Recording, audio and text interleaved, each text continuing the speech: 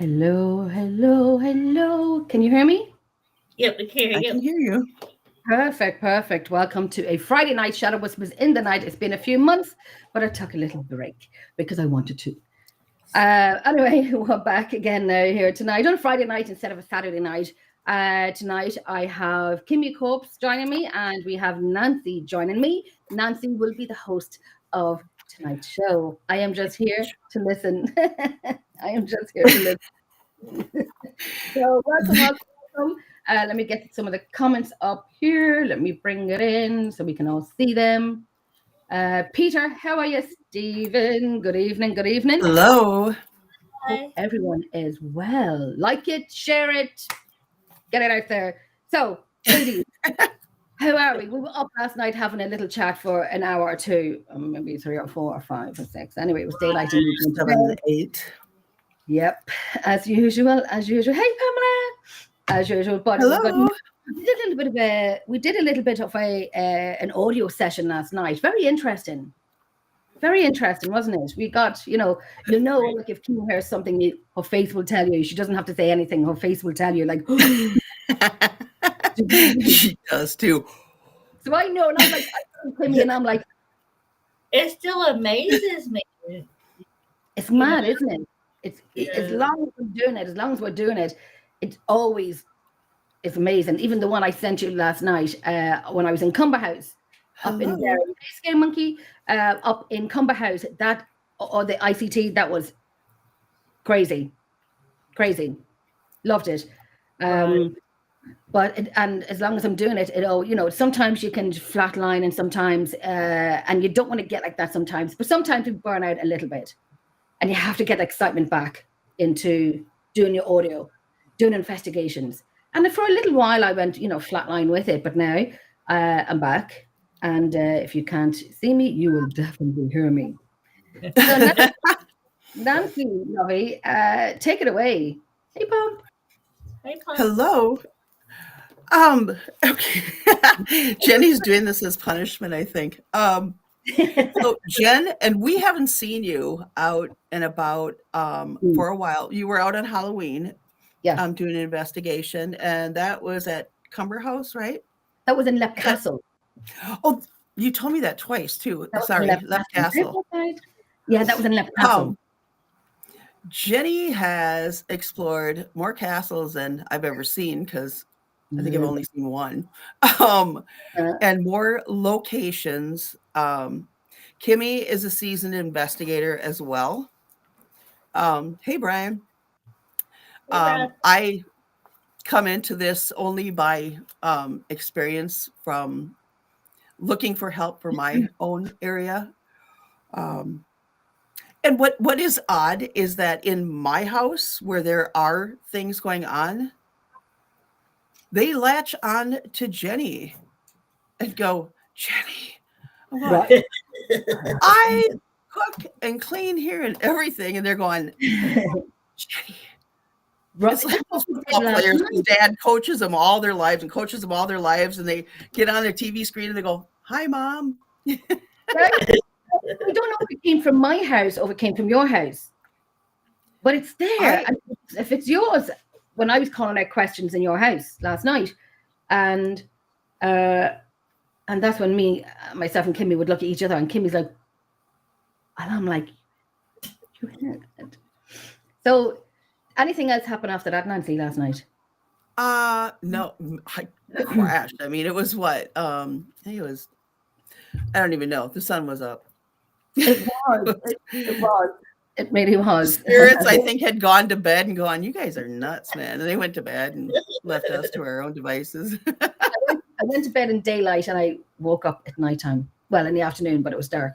But yeah, so the glasses are staying on me because I really look tired. I'm not taking them off. I really look tired. Well, Um, and it's been, I mean, you do everything from A to Z in the paranormal. mm, One of your biggest is audio, and that's one of the things we'll be talking about tonight is the audio. mm, Another is a big one out there right now is paraunity. We'll woo! save that one for last because that one is gonna, yeah. Yeah, right. white sage. We have white sage. Oh, and we know how. Yeah. How are you feeling about sage How these to days? use it and where to put it. And I believe the other one was, it was, help me out here, Jen. I'm looking down here. EVPs, women in the paranormal. Yeah. Women in Right. the paranormal. How are we treated differently? Are we treated equally? I know from experience as well, I wasn't treated equally to the men in paranormal. Not all men, now, because I know a lot of men that work in paranormal.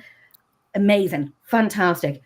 One particular one I have in my mind, and it wasn't on my team, but you know, anything you said or did was like, meh, yeah, meh. Like anything you said wasn't given credit for. Anything you've seen wasn't given credit for. Meh, it happens. Meh, it happens. Kind of like, I heard it. I seen it. Yeah, it's like the Don Juan of the paranormal. So I was kind of overlooked. Excuse me. And that kind of made me annoyed. And I love to see female teams. Love to see female teams as well. You know, women doing it for themselves. And it's not all men. So we're not going to bash that. It's not all men at all. Just personal experiences from not now, but in the past, where people would look, some of the men would look down at you, and I'm not letting the women get away with it either. They do it too, and they shouldn't do it, right? They shouldn't do it. Sorry, I have a head cold. Well, sorry, excuse me. And when you run into people that are, if they did have a female paranormal investigator, they were used as the sensitive. Oh, no, but do you think that women being, oh, I'm not even going to say what I was going to say in my head because I'll probably get ate alive. oh, So I'm not going to say because I'll just be contradicting myself. But there was this, not a debate, a discussion before where who would feel more on an investigation, men or women? And some of the answers were women because, I'm not going to say the word sensitive, but we have a fluctuation of emotions. So, right. Rebel agrees. I was Rebel given out to me because he's a male. But, and I don't, it's a 50-50, I think. Any men here who disagree or agrees or want to say something, throw it in the chats there. She'll definitely put it up, get involved, and the women. But I think it's a 50-50 sometimes. Do we feel more in investigations than the men? I don't know about that. I think men are kind of discounted in that area where they turn towards women in that part Right. where they're thinking that the women are more sensitive. So they put that on the women, and the men are doing the heavy lifting and the scary stuff kind of. And, I mean, nothing is worse than when it's like a guy and a girl and they're investigating together and she's like, ah! Yeah. And he's going, what the hell? The location too. The location would make a huge difference. If you're doing a jail, what better person to get more evidence than a woman? Right. Love the jail. I'm gung ho when it comes to the jails and prisons. I would go into a cell, sit down and close the door and mentally visualize me living in that box of a room. Right. And it's, oh God, when that door closes, the walls close in on you, and there's no better punishment than for that to feel like that. I know that sounds very harsh of me, but I have experience of it. Not that I've been in prison, but when you just get someone in prison and you want them to feel like that, yes, absolutely, 100%. So he's welcome. Well, I can say I have spent one night in a prison. I wasn't investigating, but another story. But it was a speeding ticket. They had no room for me in the. Oh wow! I didn't pay it apparently, and they had no room for me in the jail. And they put me in the women's maximum security prison. Wow! How did it feel being not isolated, but being confined? How did that feel? It was. I'm going. Wait! Don't you shut the door? There's no doorknob on the inside here. Hey! And she just looks through the window and goes, "Oh shit!" I'm like, it's hard by design. Yeah, and it's some of the women. I mean, the people in there. It's obviously traumatic. It's Brian says nice. It is. I mean, I met some people in there that were like super nice people, but very traumatized. And Wow. I would imagine, I mean, and you've investigated jails before, correct? Yes. Oh my goodness. Yes, definitely. I think my favorite one would be Wicklow Jail. Wow. It is everything they say it is. It even has been on TV with Ghost Hunters International. And it is everything they say it is. There's one particular place in that jail that is my first place to go to, and it's the most malevolent places. I have great pictures from that, great pictures that I wish I had them ready to put them up, but it'll take a little adjusting.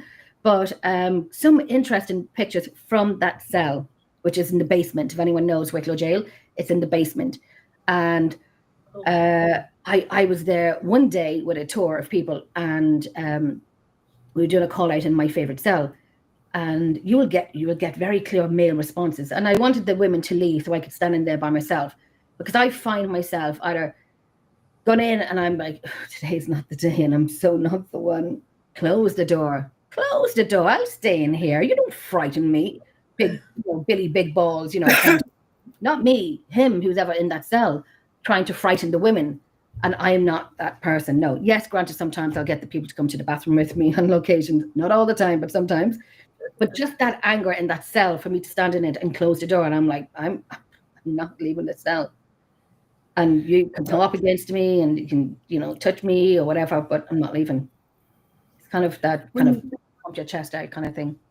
Right. When you do your investigations in general, what frightens you the most? What is the one thing that you would, if you saw it, you'd be like, what is it? Something fell in my bedroom. My daughter's in it, and that frightened me. Oh. Sydney, my darling, how are you, my love? Sydney. Hope you are well. I hope you are well. What frightens me on locations? Well, it happened to me twice, and I tell you, I never leave a room, but this happened to me twice. And the first time was over 10 years ago, and I said before many times, I never want that to happen again. Never, never, never, never. The smell of sulfur. And then I think it was 2 years ago, 3 years ago. I mean, it feels like last year, that years are flying, but I got it again. And it was last year. I had a guest of mine over from Washington, and we were in Leap Castle. I'd taken him to Redwood Castle and Leap Castle, and we were in the bloody chapel. And I was saying, so what do you think of the castle so far? And he goes, yeah, it's okay. And I'm thinking, okay, you're in Leap Castle. You traveled over the world to come over to Leap Castle, and it's okay. But each to their own. And I said, sometimes the bloody chapel can be a little quiet. And I said, what room in Leap Castle that I preferred most? But when I said that, I'd say about 10, 15 seconds later, and I know there's windows there, no glass in it, obviously. I could taste the smell of sulfur in my mouth. How it happened, I don't know. I could smell it in my nostrils. It didn't just waft. Hello, potato. Hello, potato.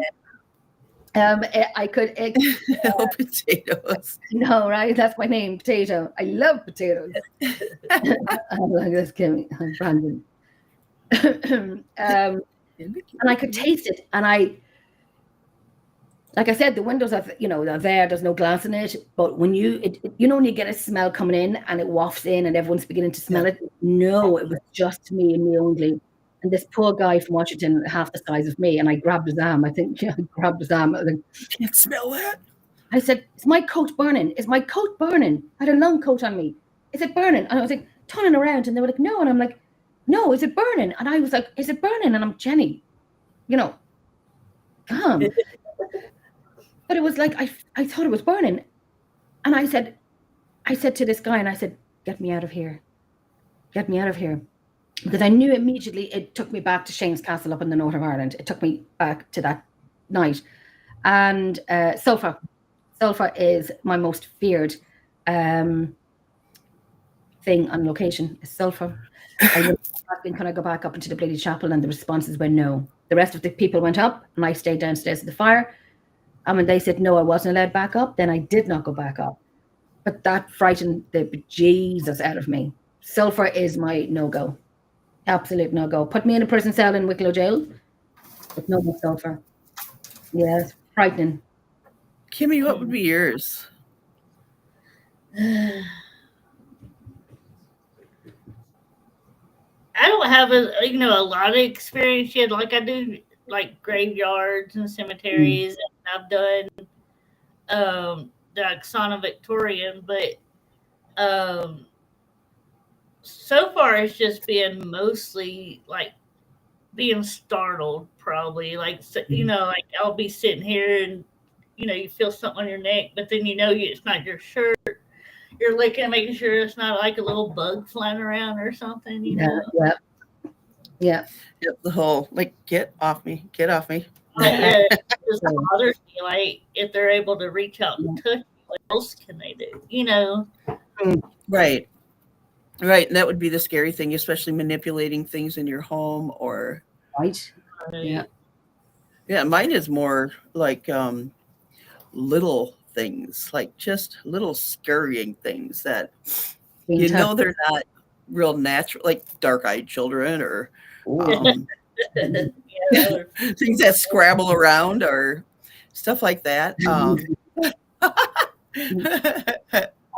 Yes, those fine, Brandon, after my husband's in there. That's scary. I've got 2 teenagers.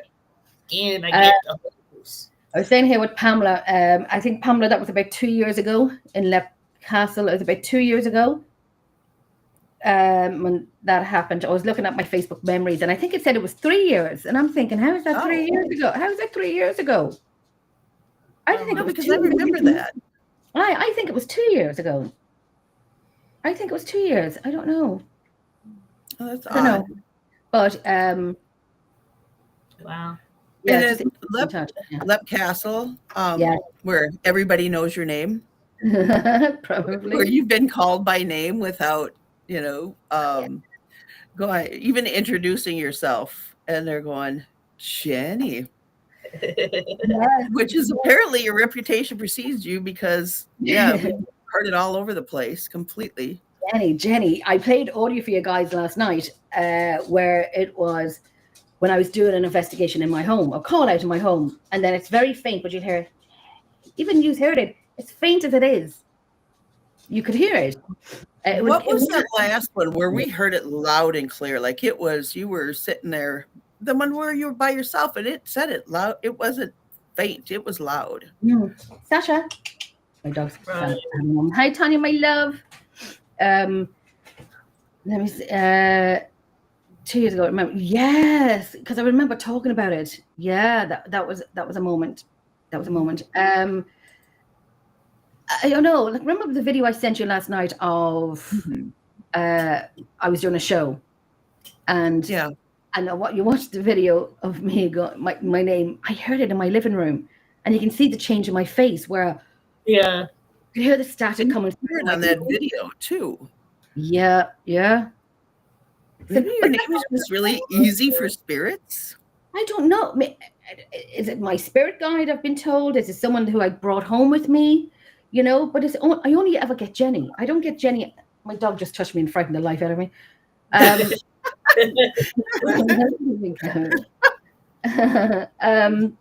don't get anything else on top of that. I just get Jenny. I don't get a sentence. I don't get who he is. But it's always a male. In my home and locations. I think it's because they probably know me in locations that I've been to for many, many, many years. It's a Class A EVP that we had gotten in Lep Castle, which it was on a TV show I did for Canadian TV. And it's not aired in England or Ireland or anywhere like that. It's on Hulu and something like that. It's like the Canadian stations and American stations and so on. But I will put that 40-minute clip up that I'm on it doing a reenactment and my experiences of Lep Castle. But they used one of my audios, which I wish I had more time today. I would have put them all up. I'm trying to even look to see if there's a way I can do it. But I'll probably just make a balls out of it.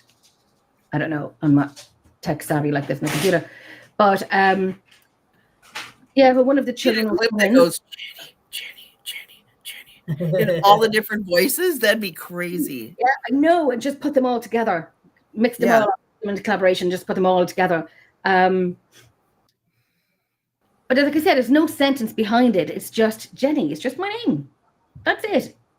Just my name. No idea who. And like even Actually, tone wise, you can tell like it's the same person. right.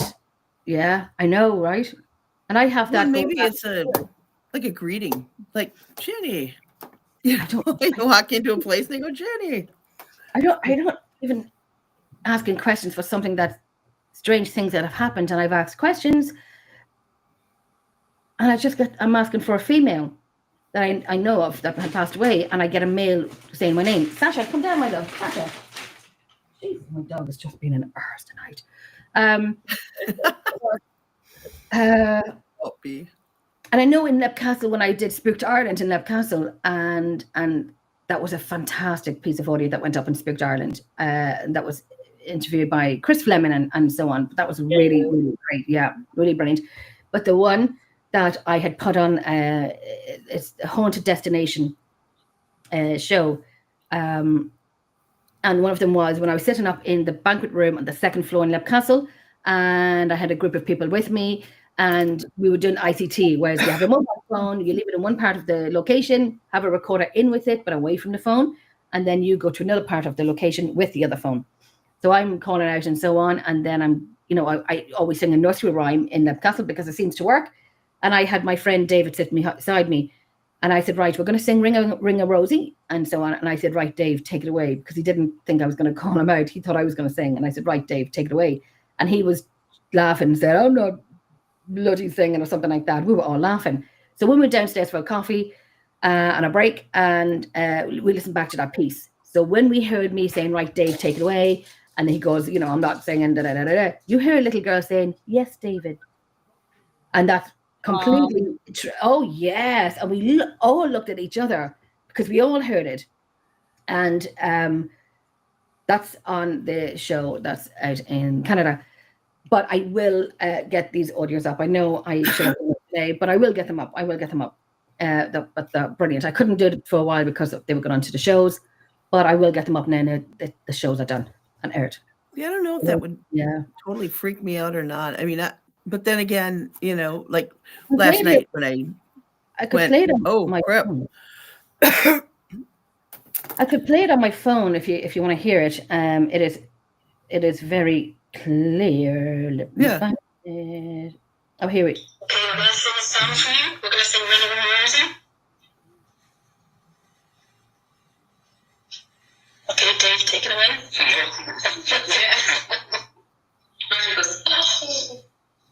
So I'm hearing you hear her, and I'm hearing at the beginning because I didn't hear this. I've listened to it all the time, but there was one part then that comes in where I heard his name David being said first, which I haven't heard until a few weeks ago. And so you'll hear David's name being said first, and then the little girl saying, yes, David. So I'll play this again for you. Okay, we're going to sing a song for you. We're going to sing Ring of a Rosie. Okay, Dave, take it away. Did you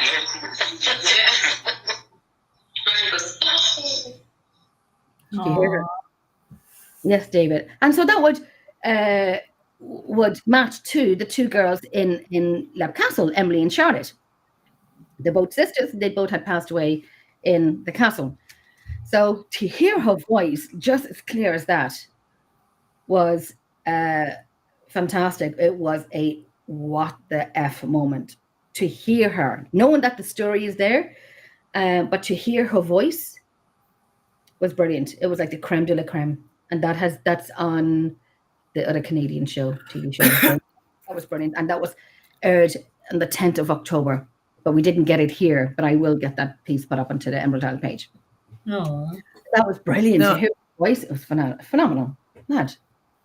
I know that it's a redundant question. I know that everybody asked it, and it's like a really, but was it experience or something that happened that got you into paranormal, or is it just your nature to investigate something like that? I think when I was younger, like I always say, come from a family of 11, and there always has to be that odd one, and that one's me. That was me. Believe it or not, right? Believe it or not. And I would hear things, and I would see things up in my garden shed, and I was just different. I was odd. A lot of people would probably still say I'm odd now. But I don't Which one was? shite. Oh, But I don't know. Even like when I was in bed, we'd have bunk beds, and I'd be lying on top bunk, and I'd look out the window at nighttime, and I'd look up into the sky, and I'm like, no, and I close the curtain, knowing or thinking that if they can see me looking up at them, then they know that I'm looking up at them, and then I know that they're looking down at me, and You'd so be like, hey. yeah, right. And I was kind of, my God, it's crazy. A lot of things have happened in paranormal that was mind blowing, crazy, that I couldn't even explain. I can try and explain it. The stuff that I've seen is, I'm lucky to have seen them, to be honest with you. I'm lucky to have seen them. And so I can experience it and talk about it. But Right. flabbergasted, and I don't get flabbergasted often, but this was even I couldn't make head nor tails of what I seen across my mum's home. Was crazy. I remember walking home from my friend's house when I was a teenager, and I was walking home, and I met my brother's friend in my garden. It's a long garden. It was a November night. There's no clouds in the sky, very beautiful, clear, crispy night, stars there, and that's it. That's it. So I said to my friend, and I put my hand on his shoulder, and I said, what's that up there? But nothing was there for me to say that. Nothing at all. Nothing. And then he started saying, it's the banshees, it's the banshees. And I hated that word, and I told him to stop. Oh. Went inside, told my sister, and I said, look outside. What's that in the sky? And I live on a main road, but there's an unused factory we used to play in as kids across the road. And there was these three huge things, like they looked like the color of cigarette smoke, and they had a round, and it goes into a tail. Sasha, go into bed, lovey, come on. But they had it would go around and into a tail.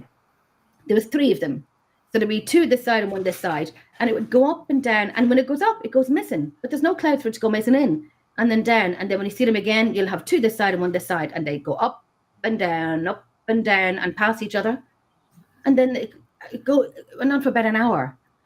So then my mum was being picked up from work, my sisters were calling her friends had called over to the house, and so on and so on and so on. Look it up, and we're all standing outside. Our park was just being built. We're all standing outside, look it up. Like the rest of my younger brother and sisters were watching TV and so on. I was in the midst of all of this, and could never knew what it was. But I remember one of them shot down through the hedge. You could see it going through the hedge, like it was bright going through the hedge. And I say when it was down lower to our level, I'd say it was about 50 to 60 feet long. Yeah. So it shot down, shot back up, blinked, and you would have missed it. And I know it sounds crazy, and it sounds like, Jenny, what were you on? Are we on anything? Or, seen something like this? But everyone else had seen it. Everyone had seen it. So everybody was screaming and pulling each other in to the house. And even one guy had got me and pulled me back to get in. Sasha, come down, baby, come down. But one of the guys had got me and pulled me behind him so he could get into the house first. Jesus, it frightened the life out of us. We never could make out what it was. Then I was given a brown bag to breathe into because I knew that ain't normal. That is not normal. And it lasted for about 2 hours. And then my sister had said to me, I just heard on the radio, it was just spotlights in Dublin. I'm 15 minutes from Dublin. You know how spotlights go. They don't come down the edge across the road from you and go over it and back up. You just, I think it was said because I was having a breathe in the bag moment. Because I knew. They don't fly through your bushes and. Right. And it just shot back up. Then after a while it stopped and they went away. And I've never, ever, ever seen them again. Never knew what they were. Someone thought it was aliens and, I don't know. But I could draw it. It's simple. It's simple. Yeah. It's round and into a long tail that tails off. Three of them. Yeah, mad. That's a UAP shape. Right. Yeah. Yeah, it was just three. I don't know what they were, and it boggles me to this day. And I wish I knew what they were, but I don't want them coming back. Do not. But I was always out there when it came to paranormal. Always out there, frightened the bejesus out of me, but curiosity took over. Took over an awful lot. I love it. And was it like a regular occurrence, or like where you saw stuff like that, or just? Oh, because Ireland, I mean, that's been inhabited a lot longer than the United States. I mean, the castles, the everything is as there's so much history there. There's so many bloody battles that have happened. There's just so much. I live on town. I live in Drogheda, and it's the Battle of the Boyne. The Boyne is the Boyne River. So where my house is, the Boyne River is about 5 minutes away from me. Less than 5 minutes away from me, literally. So I cannot go into town without having to cross that river. No one can. So this land that has been only built about 16 years, this would have been the battlefields of the Battle of the Boyne. And then you have places like Newgrange, which is 10 minutes away from me. And that's older than the pyramids. So that's, that's over, oh God, I don't even know all the pyramids even are. I know I've been told probably a million times, but it never stayed with me. But it's older than Stonehenge. It's older than the pyramids. Oh, wow. Yeah, and I was lucky enough to get into it a few months ago, to get into the tomb itself. And it's tiny. It's tiny in there. It's tiny. Like you'd have to squash through the walls and you wouldn't want to be claustrophobic. But it's getting through these narrow walls. But it's fascinating. Fascinating to have such amazing history. Tanya, get back over to Ireland and I'll take... Newgrange is like walking distance from where I live. Excuse me. So I live in a very historical town. It's fabulous and I love it. Love it. Do they know whose tomb that was, or who's built it? Or? Newgrange, it is. Oh Jesus, Lord! I know this many times, and here I am now looking up Newgrange. Don't listen. My life is busy. My life is busy. I can give you up a little bit about it now, and I really shouldn't have to do this. But you think I know it because it's so close to me? I just never look it up. I've been to it many times, and I tell you, if you go there into the shops, you wouldn't want to buy everything. You'd want to buy everything. Very expensive, but so Bruna Boyne Visitor Centre. Well, I do that at Target, so. These are the authentic. The jumpers, the Aran jumpers. I love them. There's one particular one I've seen and I love. But the World Heritage Property of Bruna Boyne is Ireland's richest archaeological landscape, and it's situated within the bend in the River Boyne. Bruna Boyne is famous for spectacular prehistoric passage tombs of note. Newgrange and Doubt, which were built in circa what's this? Oh God, I don't know that. 3200 BC. Okay, 3200. BC, before Christ, yeah. Yes, yep. Wow. These structures are amongst the most important Neolithic sites in the world and contain the largest collection of megalithic art in the Western Europe. The visitor exhibit center, and so on and so on. So it is beautiful. A stone's throw from where I live, and I've gone to Newgrange Farm, so I love the farm. But this is it's a beautiful place, and because it's beside me, I never really I've learned the history of it, but it never stayed with me because it's too close to home, and I've been there many times, and I still have to look it up because it doesn't sit in sometimes. But Newgrange, fantastic, very historical town. Oliver Cromwell, who came over from the UK, and there's some people out there that will say, "Oh, he's not a bad guy. He's not a bad guy." No, he was a dick. And he came over and he destroyed my town and in Wexford as well. And he's been to Leap Castle and he's been to Redwood Castle as well. So there's people there that say that he's not a bad guy, but he slaughtered tens and thousands of men, women and children in Drogheda, in Wexford. And then there's a place in Drogheda called Scarlet Street. And the reason why they call it Scarlet Street because of all the blood. Or Scarlet Street or Scarlet Hill, because the blood was going down. He slaughtered so many. And the place in the Millmench Museum is where he had broken through one of the cemeteries, St. Mary's Cemetery, and the wall is still broken to this day. They did fix it, but he found a weak part in the wall, broke it down, and you'll see Millmount, the Metallo Tower, right in your sights. And that's what he wanted. So he did go over and he attacked the Millmount, not the museum, but the fort. And it was used as an army barracks, a British army barracks. And the audio from there, it is just mind-blowing. I mean, it's the best of the best, and I have it all, and no one else has it. So That's probably a pretty great. yeah, very unity. But I have the creme de la creme of audio from that place. Phenomenal. Yes, and I hope they still say my name for everyone else to hear. Well, and everybody knows it apparently, because it's like everywhere you go.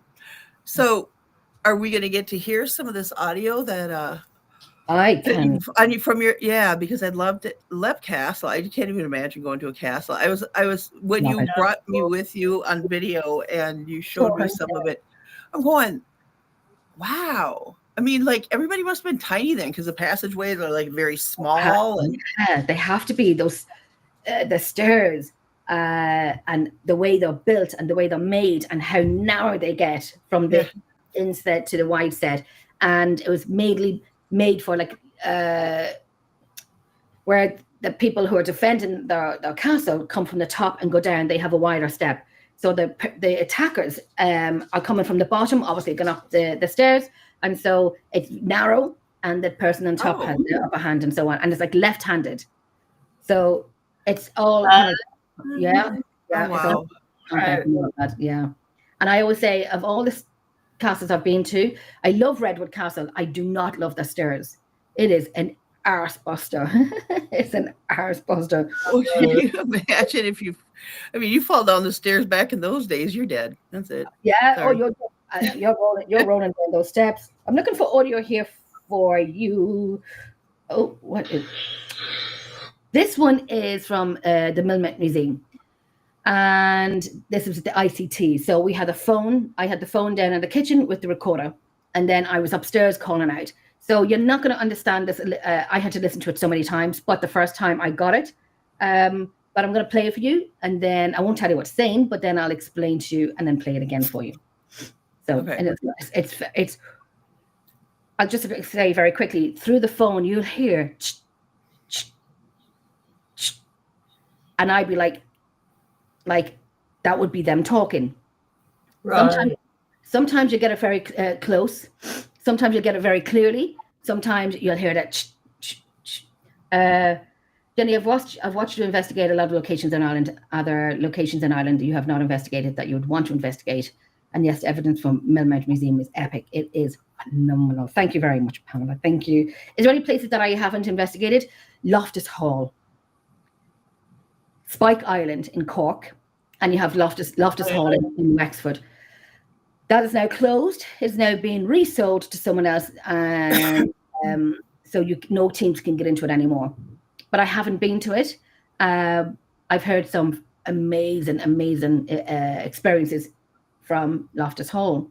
So I would have loved to have gone there. If they open it up into a hotel, I will be definitely getting it. I know a friend of mine said to me, what is the most hotspot rooms? So if they open up those rooms, I will definitely be booking a room just for that particular number. 13. 13. Expedition. What is the one in Cork? Spike Island. That was crazy. The one in Cork is Spike Island. Spike Island. Yeah, and that was an army base as well, and then it turned into a prison, and it is bigger than Alcatraz. It's huge. Wow. Yeah, I haven't been there. I've been to Cork, but I haven't. And I could see the island from where we're standing, but I don't think they do paranormal tours there anymore or paranormal investigations there anymore. So I'd like to look into that in 26. Good evening, Robert. How are you, my love? Hope you're well, honey. Hello. What's going on with my computer here? So I was just curious. My family's from Cork, Cork is fabulous. That's where I get my accent. Oh, yeah. Hey, boy.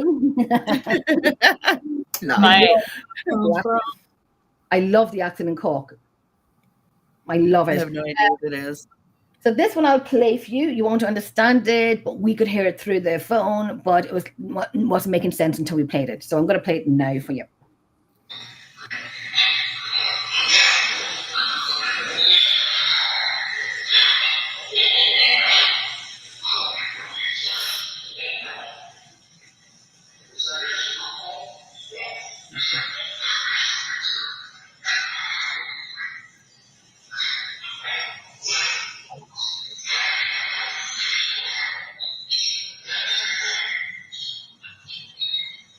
Did you make any of it out? It's hard. Huh. It's hard to make out. Yeah, it's very Yeah. hard to make out. Probably be better that if I had it Was up. it that raspy voice in back, right? That you could hear perfectly. I Yes, just can't tell what it was saying. there is a male voice in there, but that's not paranormal. That's just someone upstairs talking. So that when I put my hand up, that's just not EVP. That's just someone upstairs talking. Okay. So what's being said is there's two men down in the kitchen area of the museum, and for all the years that I've been doing that location, I had this connection with the kitchen. And the guy who's in the kitchen, and so that's when we did the ICT and so on. And I remember my friend Tracy Day came over from England, and I took her over to the museum, and she was telling me about, she's never been in the museum before. And this is what she had gotten. It's not written in the books. You wouldn't be able for, but she got it. And I'm like, what? How did you know? How did you know? Because we always thought this guy was angry with us, and telling us to F off and so on and so on. It turned out, she said, that he had a speech impediment and he had special needs, and he was being abused by one of the officers' wives, one of the women. So we thought we had a name for her. I think I had a name for her, but every time I was there, I always call her by that name, Margaret. And the other guy, I said, listen, I'm going to call you Dave. I don't know if your name's Dave or not, but I just feel like your name is Dave. Random, I know. So he was being abused by this woman. So I'll explain to you what's saying. He's saying, hey, Jenny, can you hear me? So he is talking to another guy, but it's, hey, Jenny, can you hear me? And then you'll hear someone upstairs talking, but I'll kind of flag that. And then something else was said that is not even going to be aired or say what I think it is, of what the graphic of it, nature of it is. And then I think the other guy's being shushed, and it goes, Jenny, can you hear me? She murdered me. And at the end, effing bitch. I know, sounds crazy. Sounds crazy. I'll play it up again for you.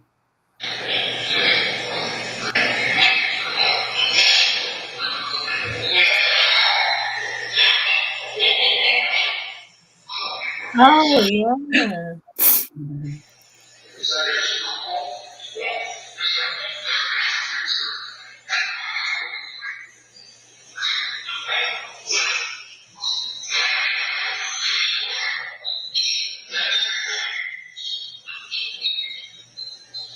Did you hear that? That little remark at the end. I know. And at the end, you'll hear she murdered me.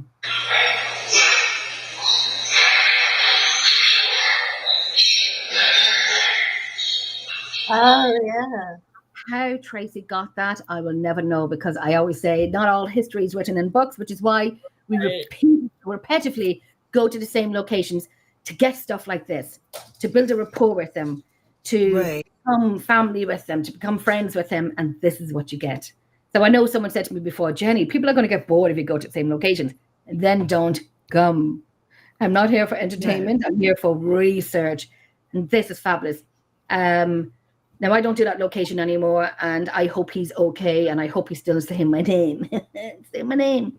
So, yes, we went through that before. Say my name. I'm going, Jenny. I know, Jenny. And then at the end, effing bitch. And I'm like, I'm looking for... Pretty bunch. It was always Marsha. There. No, it's Jenny. Jenny. One like I've done. Let me see. What is this one here? I'll just play it because. It's funny, isn't it? The names that come to your head and you think. Now this is. I'm going to play this. Is that the one you played last night? No. This one's different. This is in Redwood Castle in one of the bedrooms. And I was sitting with my very good friend, Kieran, from Paranormal Resident. So me and Kieran are just sitting there talking away. And I always get these random names. And I always say, if you get a name, hear a name, and it doesn't make sense, say it anyway. It doesn't matter. Say it so we can try and get something from it or just kind of push it away. But so I'm sitting there talking to Kieran. And this is It was very random conversation, but I played. Say it, and you wouldn't normally, not So bring normally. it in. Why do I? It's funny, you know, the names that come to your head, and you're thinking, say it, and you wouldn't normally, not normally think these names. I don't even know if I should say it because it's a singer of.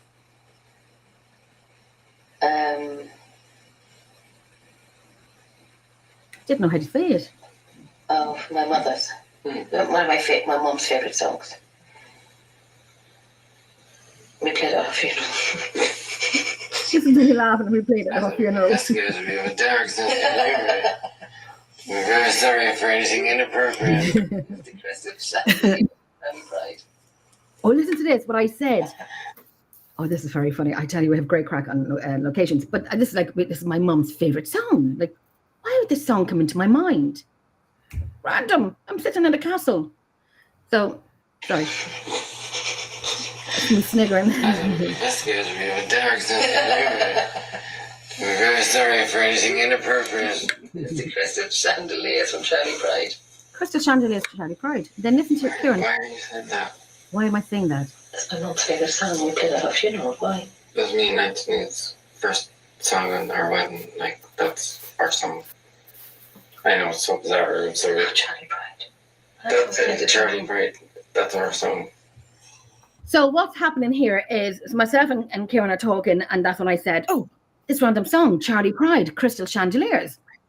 I'm like, how is that song coming to my mind? Why? And then Kieran said to me, why would you say that? And I'm like, I don't know. It's my mum's favourite song, and we played it at our funeral and so on and so on. He goes, that's mine and Anthony's first dance to our wedding next year. And like, I would never have known that. Never have known that. So it's just, like, you know, just the two of us, it's like the connection thing. Does that make sense at all? Yeah. It does. It does. I mean, to me, it's something that's supposed to be when you come up with something and you're just like, and it makes you go, Right. what? That to me is something that brought them into your path, that you are supposed to meet this person, and that is a validation of that right there. All the time. We say it all the time. Yeah.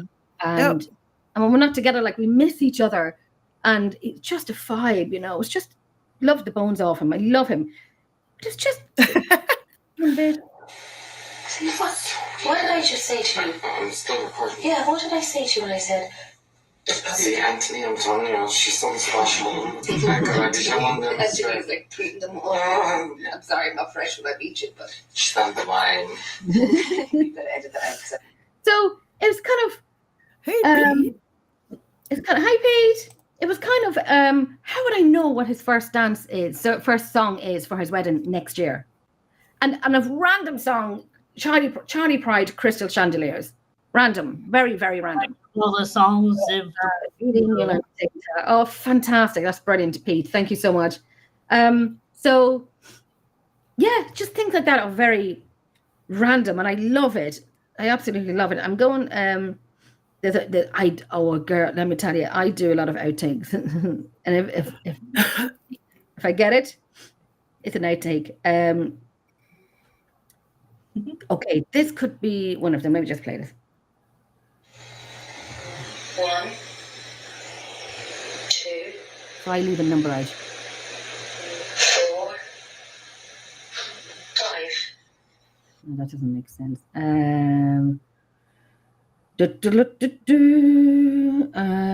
Hellfire Club, that's another great place. Jail doing a callback, yeah. Wicklow Jail. Ardgowan Castle. Hellfire Club. Let me see. I have so many outtakes here. I mean, I don't know how I get through my audio when I'm just listening to outtakes all the time. like, do you ever go back and? Okay, so I've heard this can happen or not. I haven't had it happen yet, but I guess it could. Like last night, per se, right? We're doing the audio. We hear something on there. You go back, rewind it, and then it's not there. Right? Totally. So are they 100%. able to go in there and manipulate it all? I don't know. I think they can. I know a lot of people That have was had that so happen. weird. yeah, right. A lot of people have Because had we heard it playing as day and went, huh? And you rewound it, and we're going, wait, what? right. So It's frustrating. not. Yeah. Right. So frustrating. It was because I mean we couldn't quite tell what it was, and to go back and want to listen to it again, and all of a sudden it's just not there. Gone. It's gone. Sorry, psych. I'm looking for one particular one. Jesus. When I say we're going to do, like, say if I do an EVP show and I say to whoever I have on the show, all of EVP, I say, send me 3 or 4 EVPs and we can put them up, and I'll do the same. 30 EVPs later, that Jenny has put up. Like, I can't pick one. I cannot pick one. I want to see what.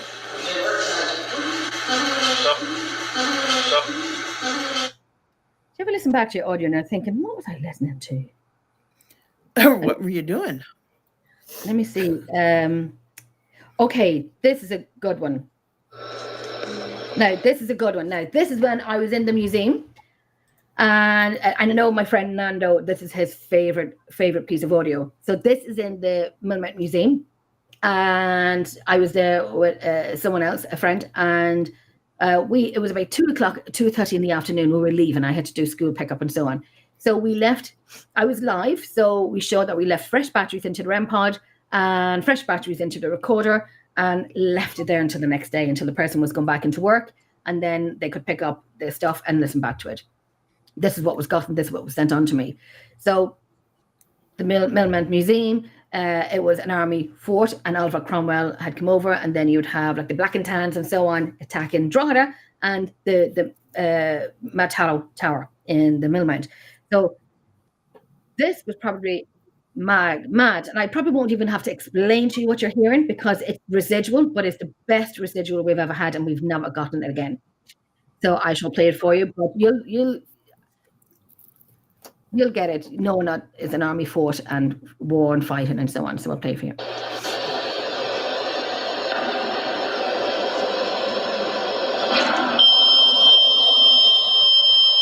That's the REM pod.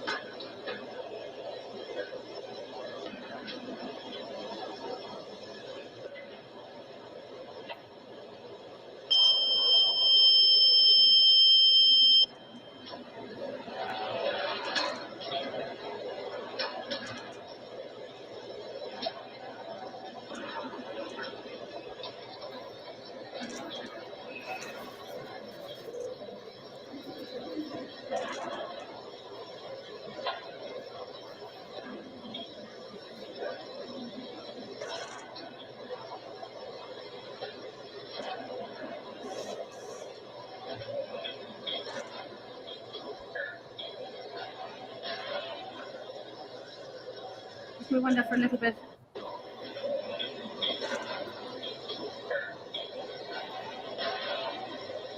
Thought I heard a name, which I haven't heard before. So can you make it Fernando? Huh? So I thought I heard Fernando. Oh, can you hear? Can you make it what's happening? No, I thought I heard a name. I just hear that low voice, that real low, like near the end of it. What's happening there is guns, a battle. So you can hear them clicking. You can hear one of the guns clicking, and then you hear like a pew, like a pew, like it's like just having a big battle. I'll just play for like 2 seconds of it, so you get the sound of it.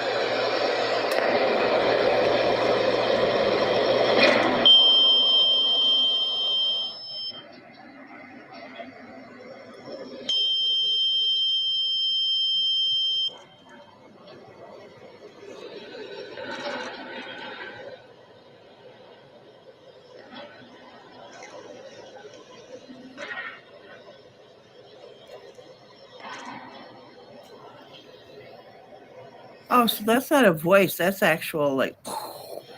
Yeah. So you hear a little bit of talking. Wow. You hear the talking?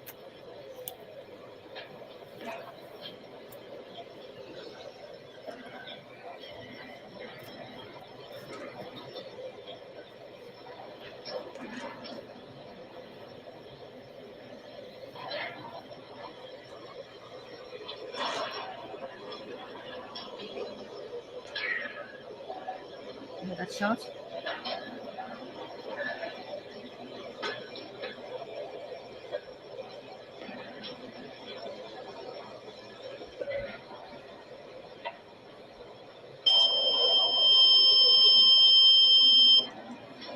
It's just constant. And that's all you believe that's all residual, correct? I mean, Yeah. like somebody's shooting anybody right at the moment. So Everything, yeah. And you'll even hear the REM pod going off in the hallway on the Yeah. 3rd floor. So you'll hear the REM pod going off, and then you hear a little bit of talking,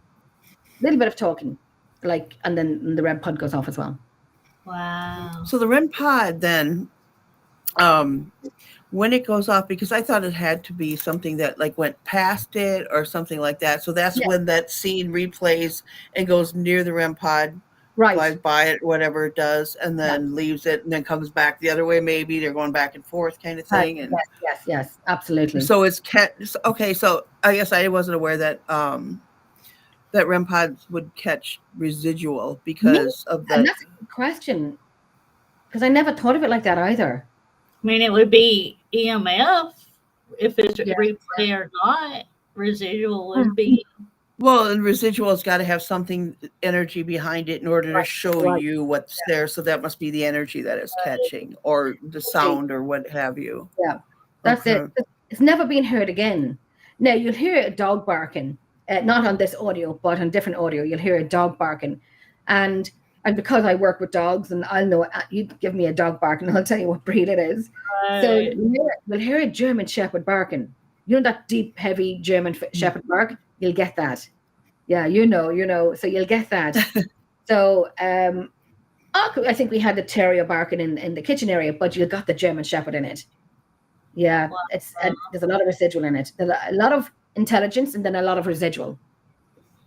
You know, and when you think of pets coming back or dogs or what have you, don't think of them like like they're fighting and there's a whole thing going on and there's people running and everything else, and then you get a random dog kind of thing, which and is I think because of it was a British Army barracks at one point, so you'll have the German Shepherds in, and it used to be a home for families that would live, obviously live there. And I remember a few people were saying that they grew up in the Mill Mount in the museum, and I'm like, I'm so jealous. I'm so jealous. I wanted to be raised there. So it wasn't just soldiers and such; it was like whole families. Families in different rooms of the museum, which is now known as the museum. But you would hear women fighting and crying. One of them was crying. So we would ask for that upstairs in one of the rooms that I liked. Then you'll sit there on your own and you imagine this being your bedroom. You can imagine the layout of it. Your bed is there. No fireplaces, no fireplaces in any of the rooms. But you could visualize yourself and of what it was like to have lived there, where your bed would have been, the windows in place, and so on. Oh yeah, so, right. Yeah. It's fabulous. Yeah, my cousin lived in a mansion on Summit Avenue, and it was just to go in some of those rooms and imagine what the families were like back at the beginning of St. Paul, say, Yeah. is just, and how small the rooms were, but there were so many of them in there, except for the ballroom was big and grand, and like the areas where they did their entertaining were the biggest areas, and their rooms were pretty tiny, even the master bedroom, because it was broken down into like 3 rooms or something like that.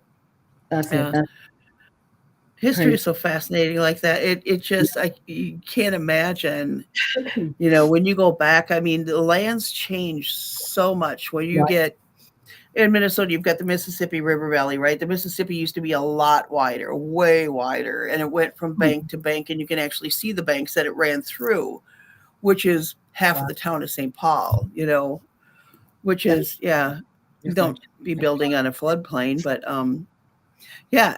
just the history there, and then it repeats itself over and over. If you can find that spot like that, that's amazing.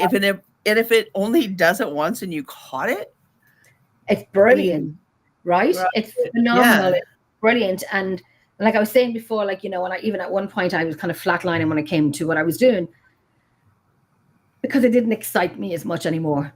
And I had to take a little break from it for a while and get back into it, push myself back into it, because it's what I know. Everywhere I go, like, you know, we book, like you say, I went away for the weekend and we book a room in a castle. I know that's not a hotel. I know that's not a hotel. It's something else.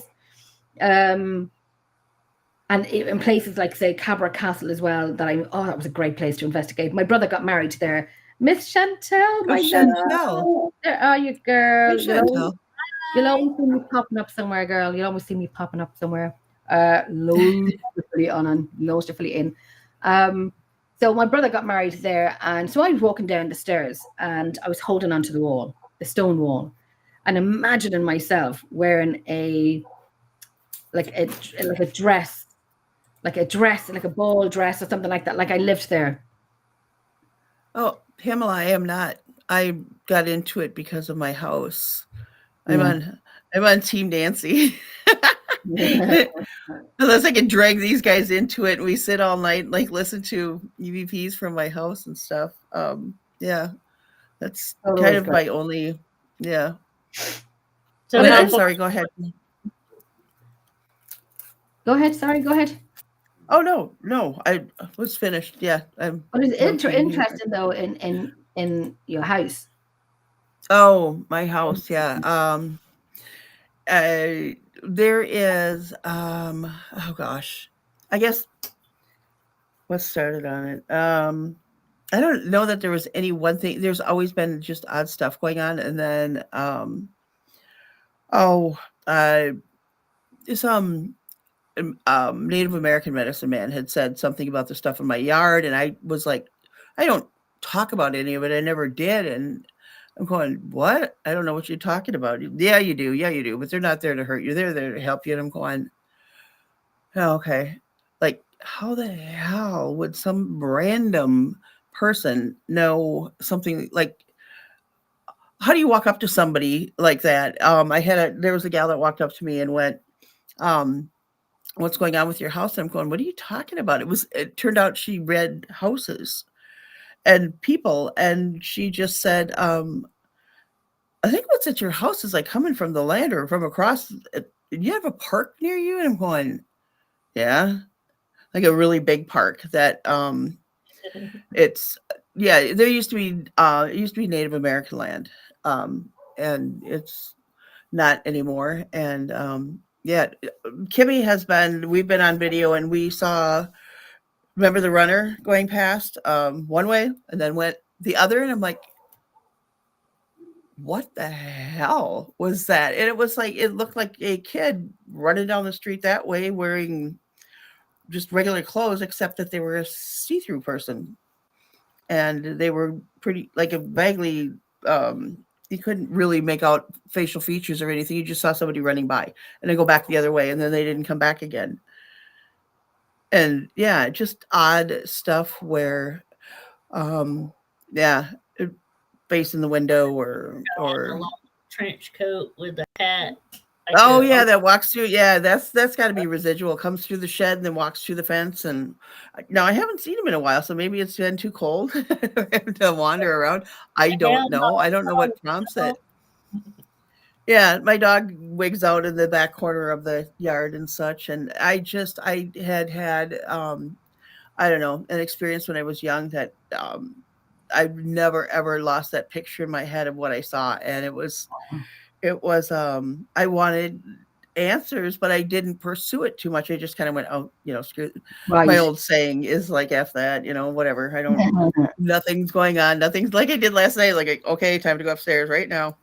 I've done that in the backyard too, but it just trying to get answers. And that's how I ended up with these lovely ladies. Eventually, after going through person after person and talking to different people and going, no, that's not working. That's not working. And just asking for help from people. And yeah, these guys are totally fearless, and yeah, that's why, when you said you want to go back downstairs, I'm like, yeah, why not? Yeah. I know, I'm like, yeah, it's WWJD, but it's what would Jenny do? Don't do what I'm like, Jenny would do, really. I know. I'm like, oh, Jenny would be so disappointed if I said, she'll be going, yeah. If you're going to school, like, I really thought it was going to be something medical going on because she was shaking bad. Like, I thought maybe her sugars had just dropped or something was going on. And just like, Nancy, are you okay? I know. Do like the hyperventilating, and yeah, it was. I just didn't expect to. You did. Yeah, you went to look over and. You did. We went back then, and we were like, "It's okay, Nancy. It's okay." Well, we're sitting in the comfort of our homes.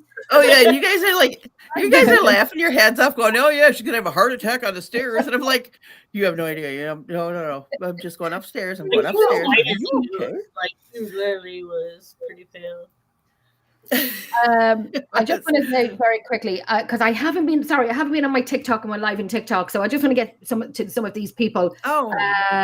V-Bobs, women are stronger with their gifts, I think. Sorry, I'm only getting to them now. I'm so sorry. So women are stronger with their gifts, I think. I kind of agree with that. Life for living, yes, Wicklow Jail is particularly creepy. I was touched there. No, touched, but it was. Mike, I'm absolutely, oh my God, amazing. Pity you did not do Loftus Hall and Wexford. Do you know what, Mike? I hope to, when it opens up again, whenever it opens up again, I'd love to. Kieran, Paranormal Resident, saying it is 5,200 years old and a place of ritual and burial. That's Newgrange. Life to Live in Obrix, Ireland. They were fantastic. The videos are fantastic on TikTok. So you have to do Spike. It's amazing. I will one day get over to Spike. Next year I'll go back down to Cork. It's not that far. There's Tony. Hey, Gran. He calls me Gran. This is Tracy's Tracy's son. Jesus, Jennifer, get some sleep. Tracy's husband, boyfriend, son. Hey, Tony. Jenny saying, another girl, Jenny saying, my brother worked in Millmount Museum. Did he have any experiences in it, Jenny? Did he have any experiences? My TikTok is open now, so if you comment, I will see it and call it out. So your brother worked in the museum. Did he have any experiences in it? There's Miss Tanya. Vonnie, how are you doing, my love? How are you? Life to Live in Urbex, Ireland. Follow the page. Videos are amazing. Love them. And one day, maybe I'll get to some of the places. The places he goes into, it's like time stood still. But, they respect the location. You don't give the names out because, you have people going in and vandalizing and so on and so on. And just making a ruin of something that's just so beautifully in history that stayed there.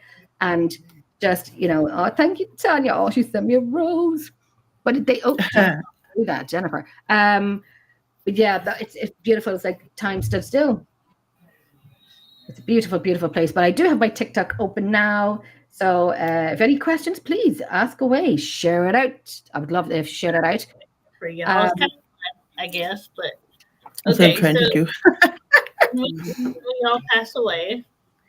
And some of the new generations of paranormal investigators come in and start doing their EV work. What would be your song, your quote, or what one word would you say that they would know it was you?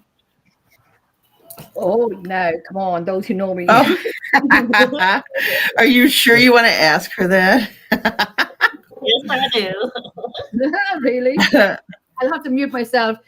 Instead of, it's Brittany bitch, it'll be like it's Jenny bitch. And I'm scared to be I'm scared to be Jesus out of them. No, I know. I I'm remember. so boo. Yeah, I just like tickle, tickle, tickle. Leave me alone. Don't tickle, tickle. That'd be funny. That's fun. And I taught my children keywords that if you hear it, or if you hear a particular song, which is a French song that Elsa would know, you'll know it's me. But I remember when I was in the museum and I was sanding the stairs, and it was like nighttime. It wasn't an investigation. I was wearing my pajamas. We were having a G&T. I'm sanding the stairs. And yes, Brian. Yes, Brian. All the time. And it's me. Yes, It's my she does. favorite word. It just covers a multitude of feelings and so on. But I remember sanding the stairs and by hand, and I had ended up with a splinter, and so I bled on the stairs. And I'm thinking my DNA is here forever. It's imprint. And you can't, the blood has gone into the wood, so you can't get rid of it. And excuse me, the wood is still there, so paint it over. But I am forever in the museum. But I don't know. I think what Brian was saying with the C word, unfortunately for a lot of people, yes, that will definitely be one of them. It depends on who I'm addressing. And then I'll probably do like a bit of banter, a bit of, get giddy and kind of frighten the shit out of people because, psst, I'm over here. It would be way too much fun. What about you, Kimmi? What would yours be? The Spice Girl. Why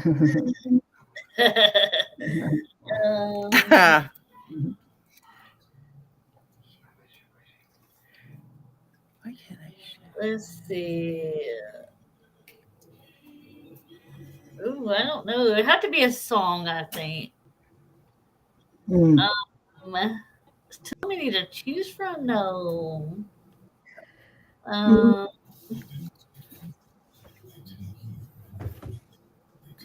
Pour Some Sugar on Me by Def Leppard. I'll just go with that one for right now. Okay, that's good. That's good. And then we'll know it's you or me with the C. Nancy, what about you? Really? Yes. I would. There was the second one I had. I started out with 100 bottles of beer on the wall just because I think it would be so much fun just annoy somebody for like, they'll be going, okay, turn off the. Really? Oh no, let's start out at like 1 million. Seriously, and just the stripper song. Is that what that is? I had no idea. I just figured it would be annoying. That is like, boo, bitches. Who sings it? Was it Pour Some Sugar on Me? Pour Some Sugar on Me, Def Leppard. It was off of That's the one. I was thinking that. I think it was. That was on. The Uglies. Okay. Nancy, what would your word be? To know the people say, "Yep, that's Nancy." Oh man. Fuck that. Yes. It would be. Yes, it would be. I'd like turn 10 shades of red going, yeah, that would be it. It'd be somebody saying something like I heard something, I'd be going, F that. Yeah. Just because. Can you turn the light on the torch? No. She's lying. Me. No. Yeah. You don't hear shit. You throw a stone. Okay. Bang. Oh, yes. I would just have to be so sarcastic. I would have to be going. Me too. Make fun out of it because you've been there. The first one I'd have to visit would be Zach and go, he ain't all that. You comes in with her pants bagging down to their knees, and you'd be like pulling them up for them. Yeah, record this bleep, bleep, bleep, bleep, bleep, bleep, bleep. Or What's the sidekick's name on Zach makes Aaron do all the work. It'd be so funny. Poor guy. Never see a video of the two women and they're pretending to be ghosts, and they were like, "Do you know you're dead?" You know, and they're taking the mick out of the investigators. So it was kind of like, boo, boo, you know, joking. I was like, do you know you're dead? Whoa. And they're just kind of mock. Right. I have to look it up and send it on to you. It's really funny. So I have to kind of share it out. But I think if I was to pick a song for people to know, I have a million songs. Right? I don't know. I have a million songs that I would play. I suppose if anything, it has to be original, not who I like, but a song that. Montrose. Who's that? What's that? Let us see. I don't even know that one. And my eyes roll. Sorry, that was involuntary. I do that to Kimmy all the time when I'm going, you don't know who Sammy Hagar's first band? Come on, people. That's the only one. That's the only one. I know it. I think mine would be. No, God, I hope this song is going to be ancient by the time I go. But ancient enough to know that, Jesus, we haven't heard this song in 30, 40 years. And it comes out, oh my God, that's Jenny. And it would be the Demon Hunters. Do you know it? Is that a song? Yeah. Oh my God. You're not in with it. The Demon Hunters, Up. We're going up, up, up. Oh yeah, I know that song. Yeah. Okay. So if That was that off that movie. so then hopefully I have another 40 years left, which I mean, I'll be old then. But if I had another 40, yeah, golden, that's the one, Brian, golden. But if I have another 30, 40 years left and that song randomly comes on because it's going to be old then, they'll be like, yeah, Jenny. So I lived with that song, and when I was in Lanzarote and I was in the pool, and Siobhan and Kathleen went to the shop, and I'm like, I'm okay. So I had my vodka and Coke beside the pool. I had my phone. I had my golden on, and I was literally synchronized swimming in that pool. I never left it. I turned into a mermaid. I grew scales. I lived in that pool, lived in it. And even they were all sitting around the table at night, you know, having a few drinks and a talk and a banter. And then, we're going to get ready in an hour to go out. No, Jenny. I'm wearing my vest and my shorts, you know, a top. And then we're all having a few drinks. And then I'm walking down towards it because we're in a private villa. So I'm walking down towards the pool and the girls were saying, Jenny, no. And I'm like, I'm not doing anything, but I'm sidestepping, walking down the steps into the pool and throwing myself into it. And just turning around. And I lived in it. And I'm petrified to put my head underwater. But I lived in it. I lived in the pool. I loved it. See, I did swimming on a team I think I swam on a swim team for probably 10 years. Did you? Oh, God. I don't know. I think ever since I had my eldest daughter, who's 22, I had this fear of putting my head underneath the water. And I have no idea why. Absolutely no idea why. And I won't do it. To do with the birthing process or anything like that. No, no probably. Thing hell and back, and I was doing this hell and back thing, and it's everything they say it is. And the first part of it, you have to jump into this huge ice bath, and then there's a line of car tires in front of you, but you have to go underneath it to get to the other side and then jump out and continue on. It took us about 3 hours to do it. Oh yeah. But I said, and the rest of my group were kind of, come on, Jenny, come on. And I'm like, I can't go under the water. I cannot go under the water. But I didn't want to get out and half do it. So the guy said to me, just put your face through the tires. Well, I think the tire was giving birth to my face.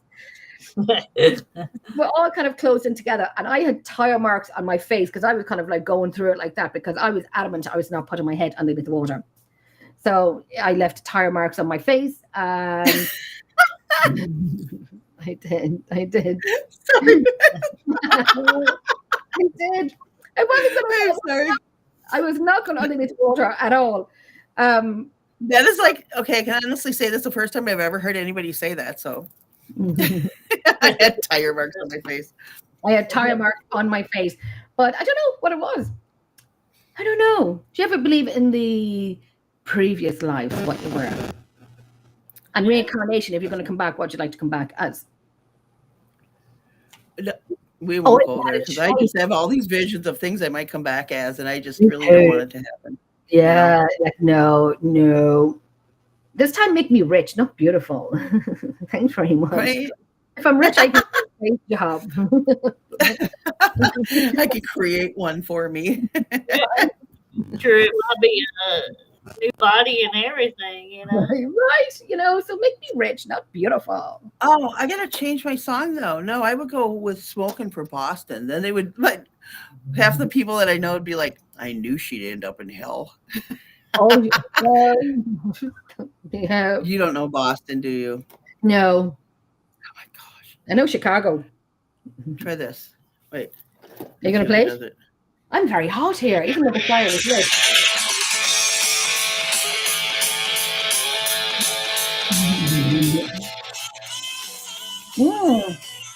Boston. That's all. Oh, there's a new song that I like, but my daughter told me it was AI, but I really, really like it. It's called FAFO. And I really like it. And I put it up on my page one day. Pamela knows Boston. See? I don't know Boston. I don't know Boston. But the one that I had, the song that I put Had to up. be sitting at the beach in Prescott to be able to, tap into that. I have absolutely no idea what I was saying. Welcome to my world. What was I saying? Was anyone listening to me? You were talking about that song and you said that it was right. So my daughter said, Mom, that's AI. And I'm like, how do you know it's AI? And because the song is sung by another group.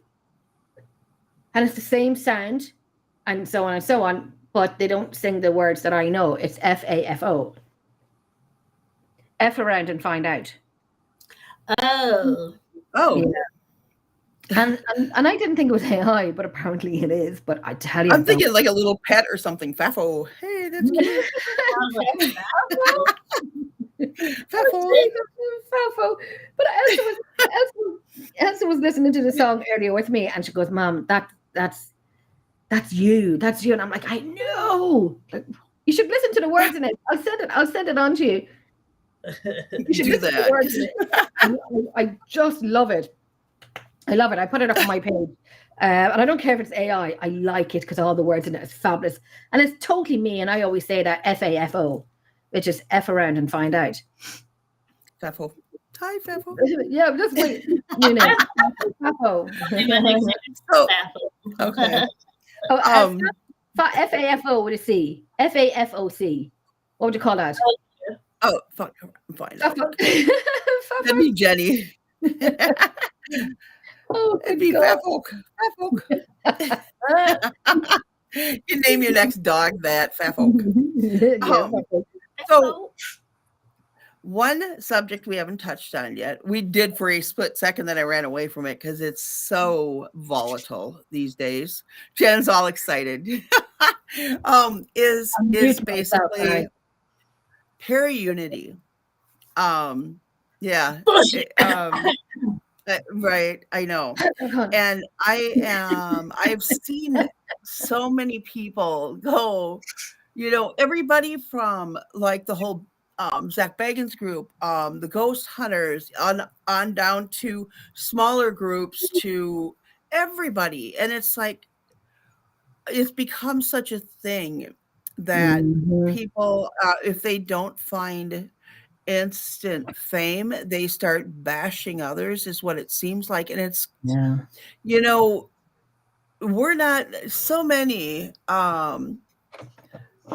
it would be so many, I guess, people you wouldn't expect it from. And the people that go, I don't like drama, and okay, drama leader, denial much, but it's become expected almost, I think, where there is no parent. The only thing you're united in is bitching about each other. I mean, lay off. If you don't like the way somebody investigates, don't flip and watch them. Don't support them. Don't do whatever you got. Do whatever you got to do to show but you don't need to bash them. There's no point in it. I mean, some of us truly want answers, and the ones that are dinking around and tripping over themselves trying to be popular and such are making it difficult for those of us that want help figuring things out, like seriously have had enough. Yeah, exactly. Brian, and it makes it difficult for us to get answers because you don't know who to go to. You go to all these different people and you find out you get taken for a ride, which I have been, for a large amount of money, or by a couple people and that you believe in, and then you go and you try to get help from them, and it's like, as dumb as you are, just delving into the field of research and stuff. I had experiences, but not done much, ghost hunting or anything, whatever you want to call it.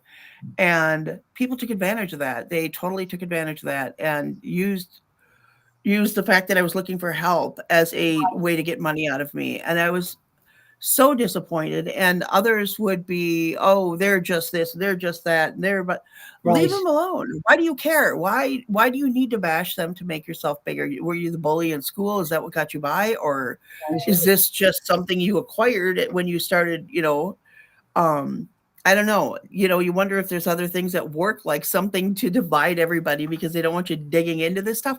Or is it just you're a bunch of assholes that would take advantage of somebody who's looking for help? And see, this is why I'm like, I don't know if I want to bring that up because I get very, very upset about it. I think the first time I have been on that receiving end of bullying, and people say, no, we weren't, Jenny, it was all you. And I'm like, what did I do? Breathe?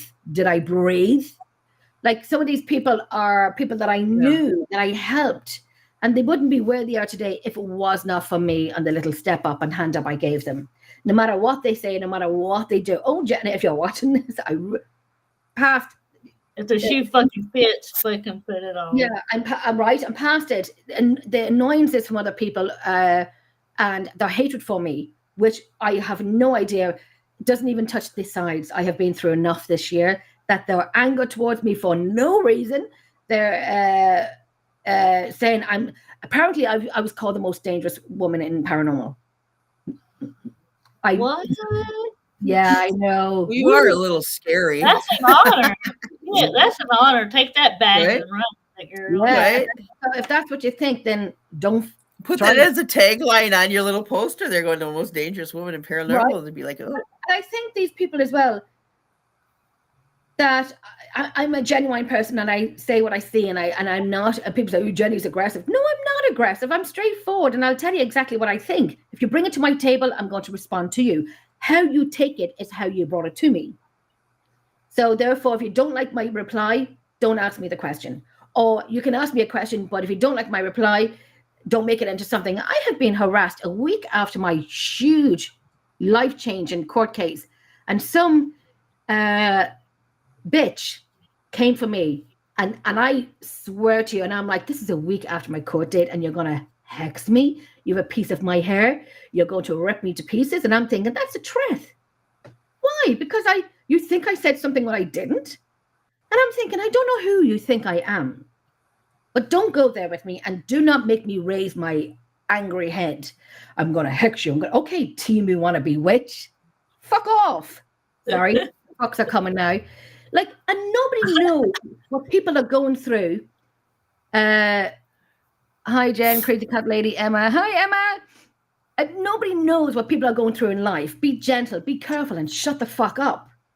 Mind your business. If you're not paying my rent and I'm not paying your rent, I have no business, and you have no business with me. Leave me alone. And why do they care? Why do they need to interject? I mean, why go on somebody else's and knock them down, or yeah, I know. Sorry for or even the ability. Okay, the ability thing that is it. Brian brought that up to go. Oh, they don't have gifts. They don't have this. They don't. Why do you care if they're not taking somebody for a ride and you're not notifying people of that? Leave them alone. You Right. know, if they Right. believe what they believe. I mean, I know people that believe they're star seeds. I know people that believe they're uber gifted. I know people from all over the place because I've met so many people in this field from all over the world. And I mean, I am one of the biggest naysayers there is. But I'm not going to go, I'm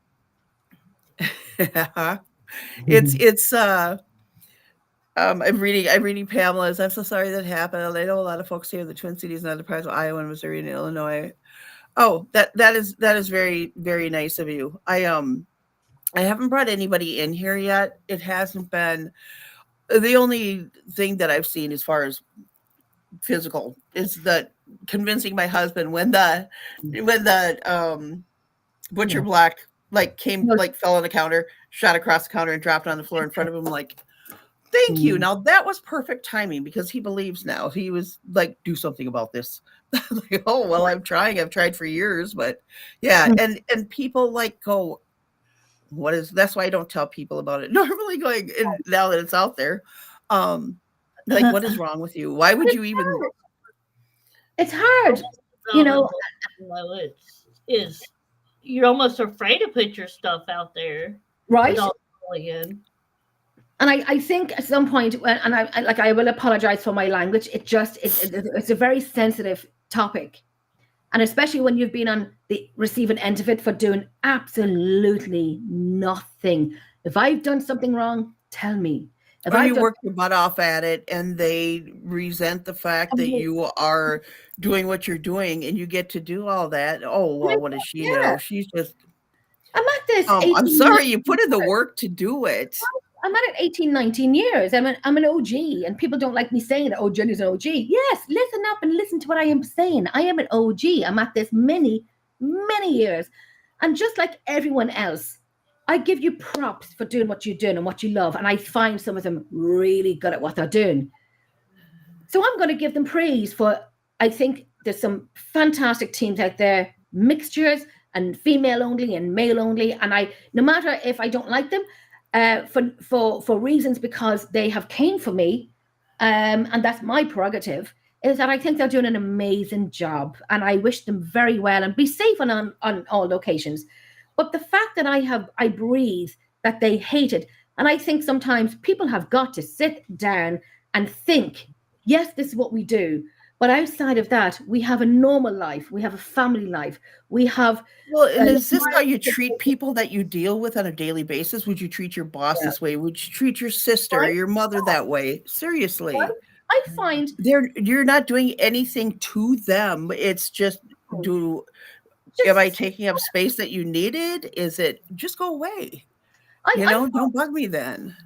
I find that you don't have to do anything. I've had a lot of teams that came for me. Most of them have not met me. Most of them have not met me. Right. They're somebody.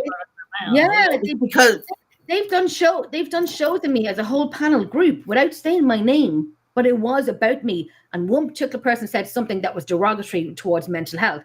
And I'm thinking, now if I said what I was going to say, you'll know who I'm talking about, but the person will know who I'm talking about. Don't do it. I will ignore you because you're basic to me. Leave me alone. But you push me one more time, and let me tell you, I'll do a show, but I'll say your name. Say my name, and I'll swear to you we'll go the legal route. Like, leave me alone.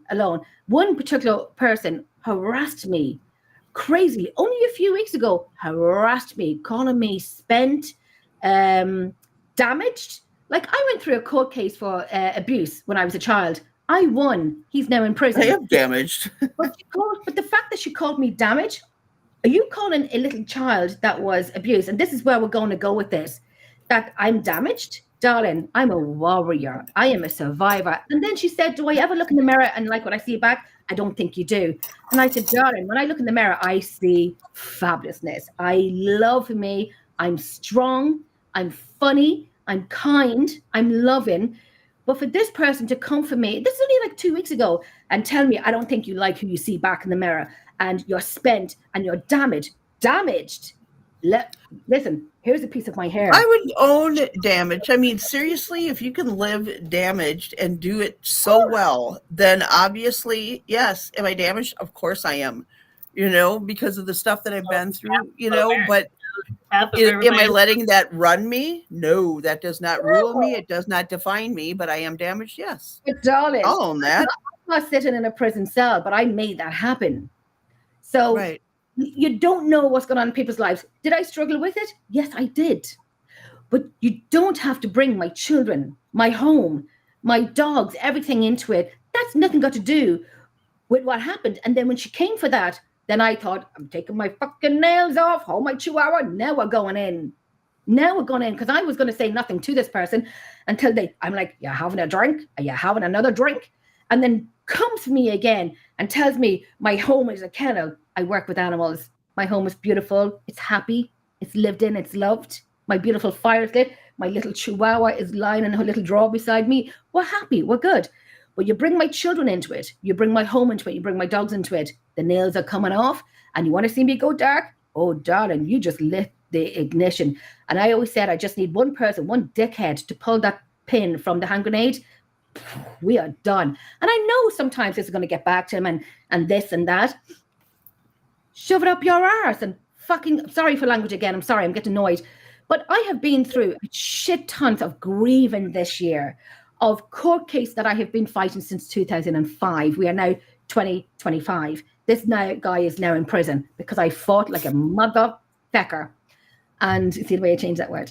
And I have a filter. And and then they come for me a week later when I'm going through a very tough time of grieving and so on and so on. I know that I'm guaranteed you're gonna see a post up tomorrow about me.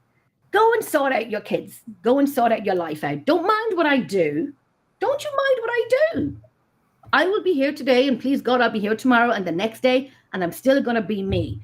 And like I always say, if you don't see me, you will hear Change me. the channel. Leave me. Block me.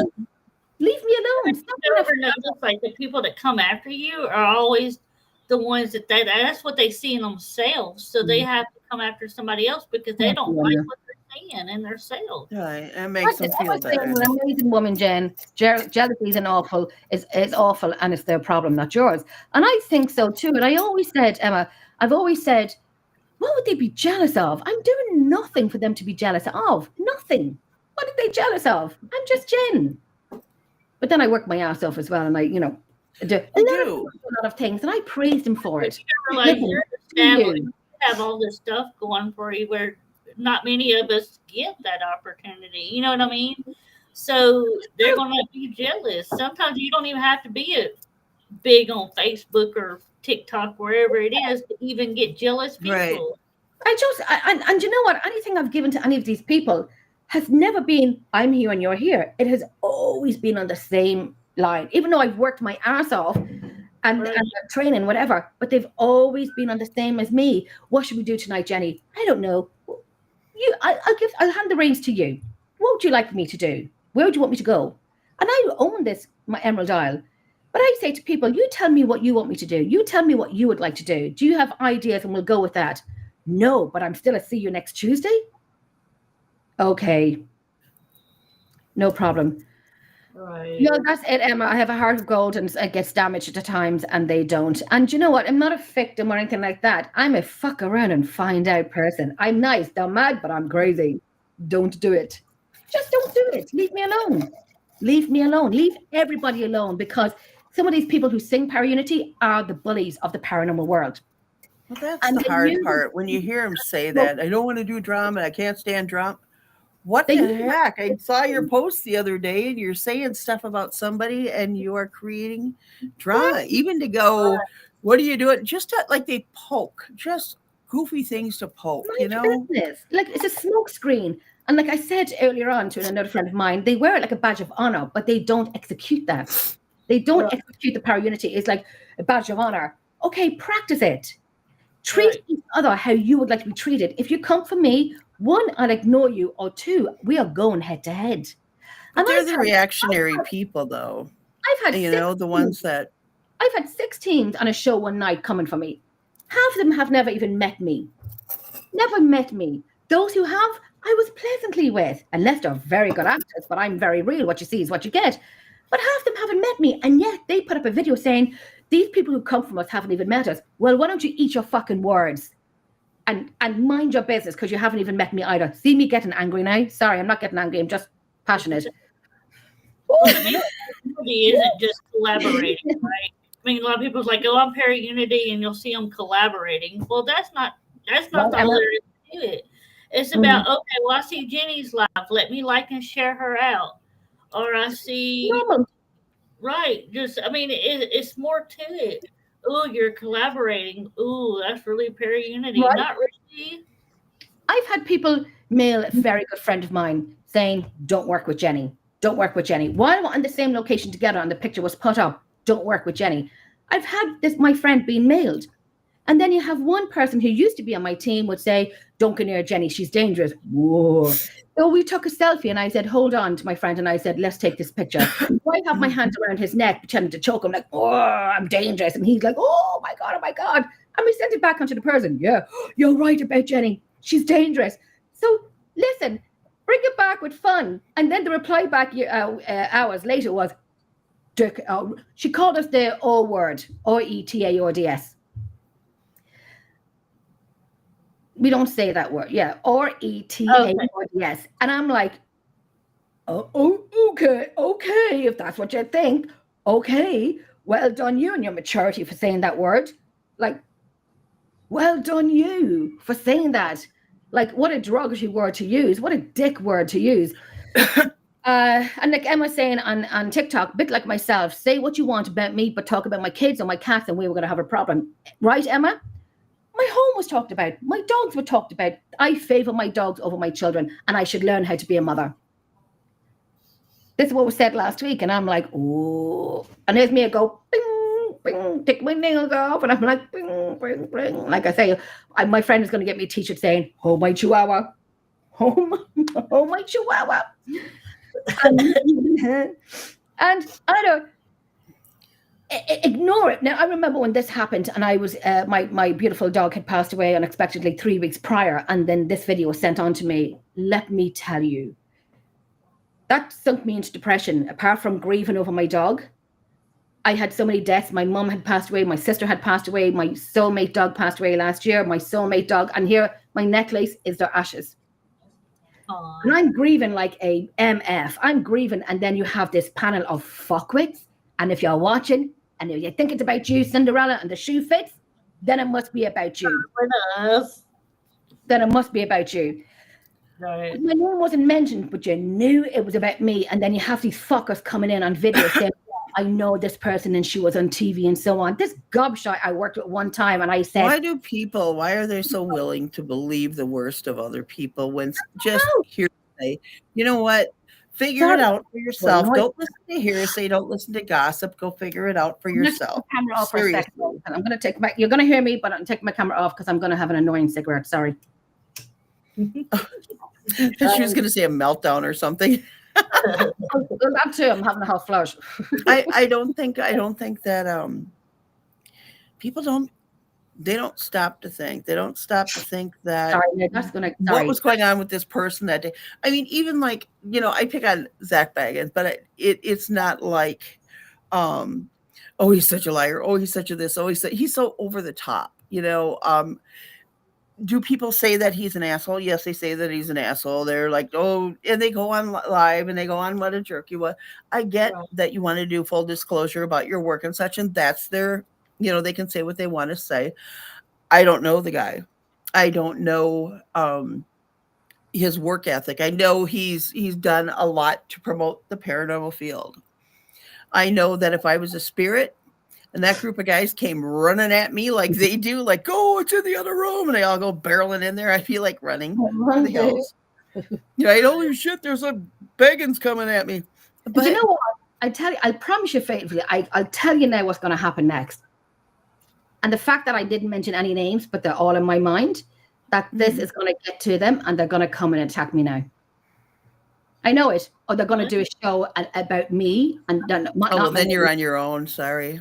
No, no. Bye. Back up.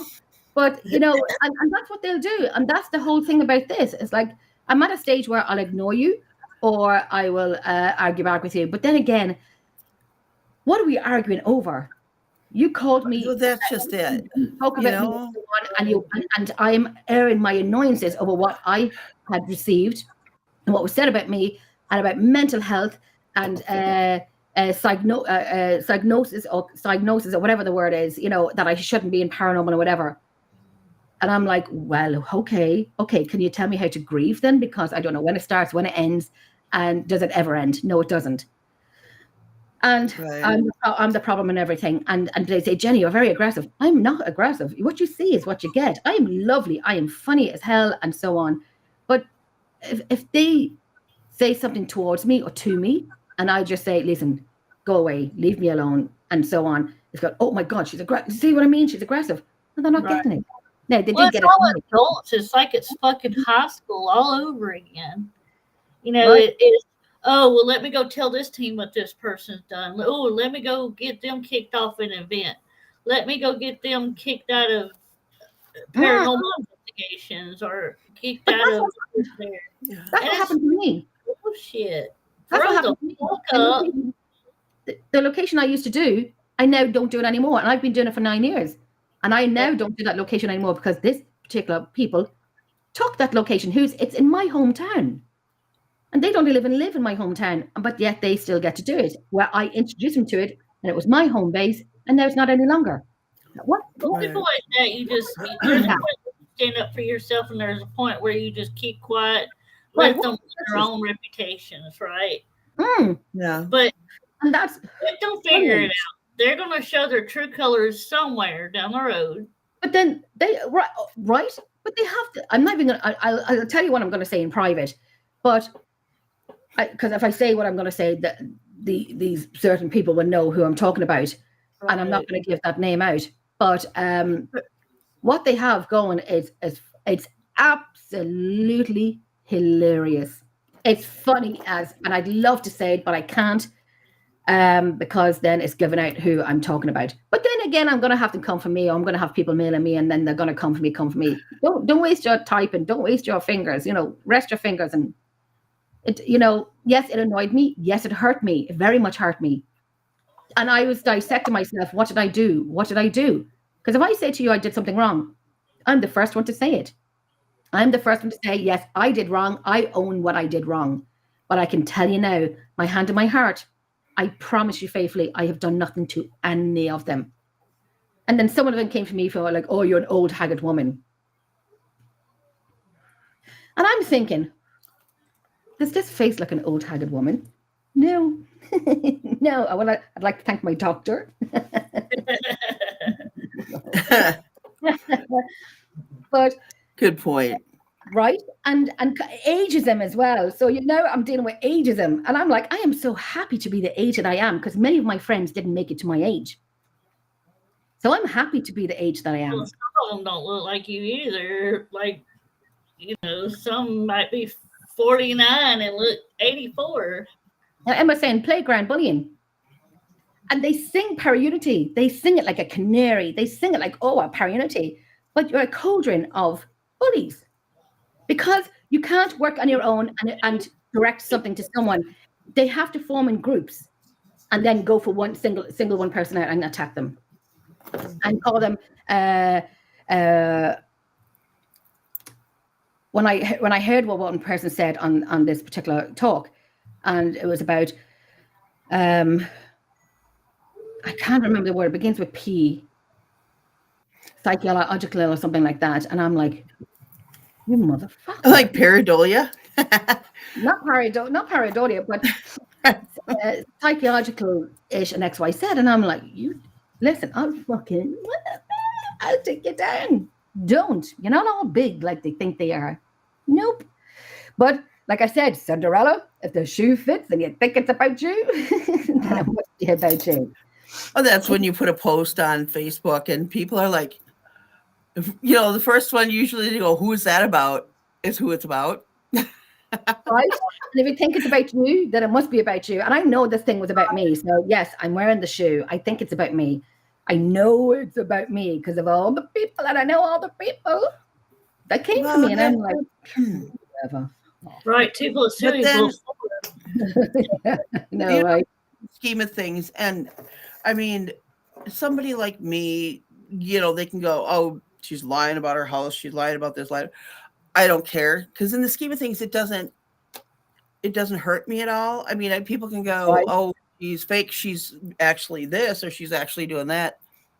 That doesn't, I mean, I am not anything for that to worry about, but with you have a reputation that, because you take people on, this is your part of your livelihood, and you take people on tours, you take them, and you take them seriously. Somebody attacks your character, they're attacking your livelihood, and then they need to be mindful of the fact that they could be hit with a slander suit, because you don't get to do that to somebody's profession. You don't get to mess with their livelihood. That is actually not allowable to do. And when you do that, you post stuff. I'm gonna cut you off, Nancy, because your fucking reputation is just as important as Jeannie's. It's as important as Kimmy's. Absolutely. It's important as Brian's. Whoever is not fucking on here.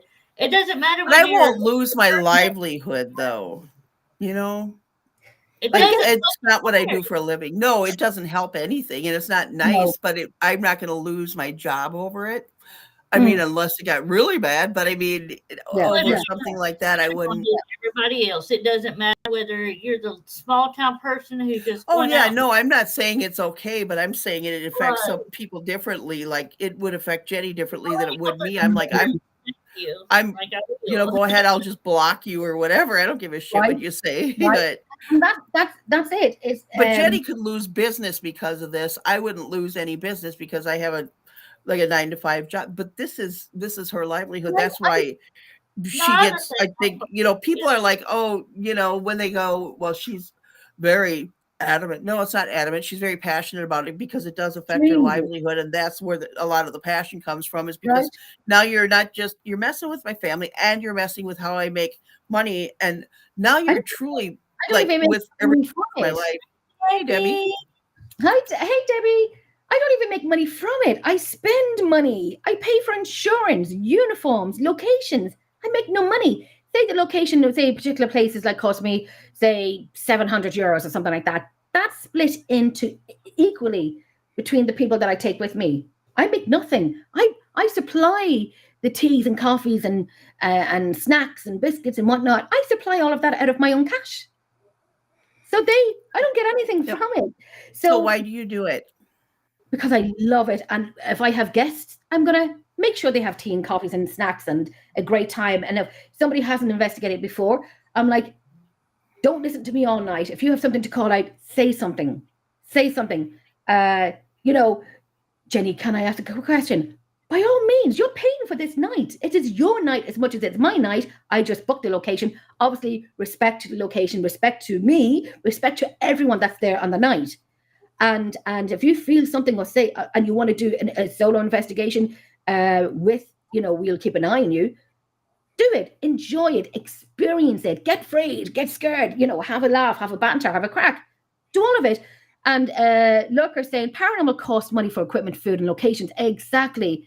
And saying you're not wrong, Jenny. Hi, Nancy. Hi, Kimmy. This is on TikTok. Hello. Oh, my nose is itchy. Oh, my nose is itchy. And who was that? That is Lant Lurker. Oh, Lurker. Yeah. Oh, Lurker. Carlos Butter. I didn't even recognize the name. Oh, I know Carlos. But yes, it costs money. So they just arrive, and I say, listen, if you want to get some hot food, then get yourself hot food before you come. Get yourself hot food, and then we'll have some sandwiches, or we'll have some teas, coffees, minerals, waters. Everything's supplied for. And if you want to bring your own snacks later on, or a little extra, then by all means do it. Where do you want to sleep? I'd like to sleep downstairs. Or does the team go in together and book the locations? And I book all the locations. Me. So if it's an Emerald Isle night, I book them. So say I'm working with Kieran in December, and my good friend Kieran, and we've worked many times together. And we when you get that someone that you vibe with and you investigate with, and you just bring the energy, That's what me and Kieran's about. And I love that. And people who haven't done investigations before, and I love fresh meat, come. Ghost food. That is going to make an excellent blurb for something. I'll get my meal maker ready now. But and you know what, Nancy? There's Kieran on TikTok, Paranormal Resident, 13th of December, in a location I'm not going to say yet in case other people will see it. And it's not a Nobody secret. talks faster than her either. Listen, I come from a family of 11. You have to talk fast to get your word in. Hey, Kieran, my love. We're talking about paraunity, Kieran. Woo, there was a few F's flying around from Jenny's mouth. But look, my nose is itchy. God, I'm going to have a fight with someone. Somebody's trying to get a hold of you.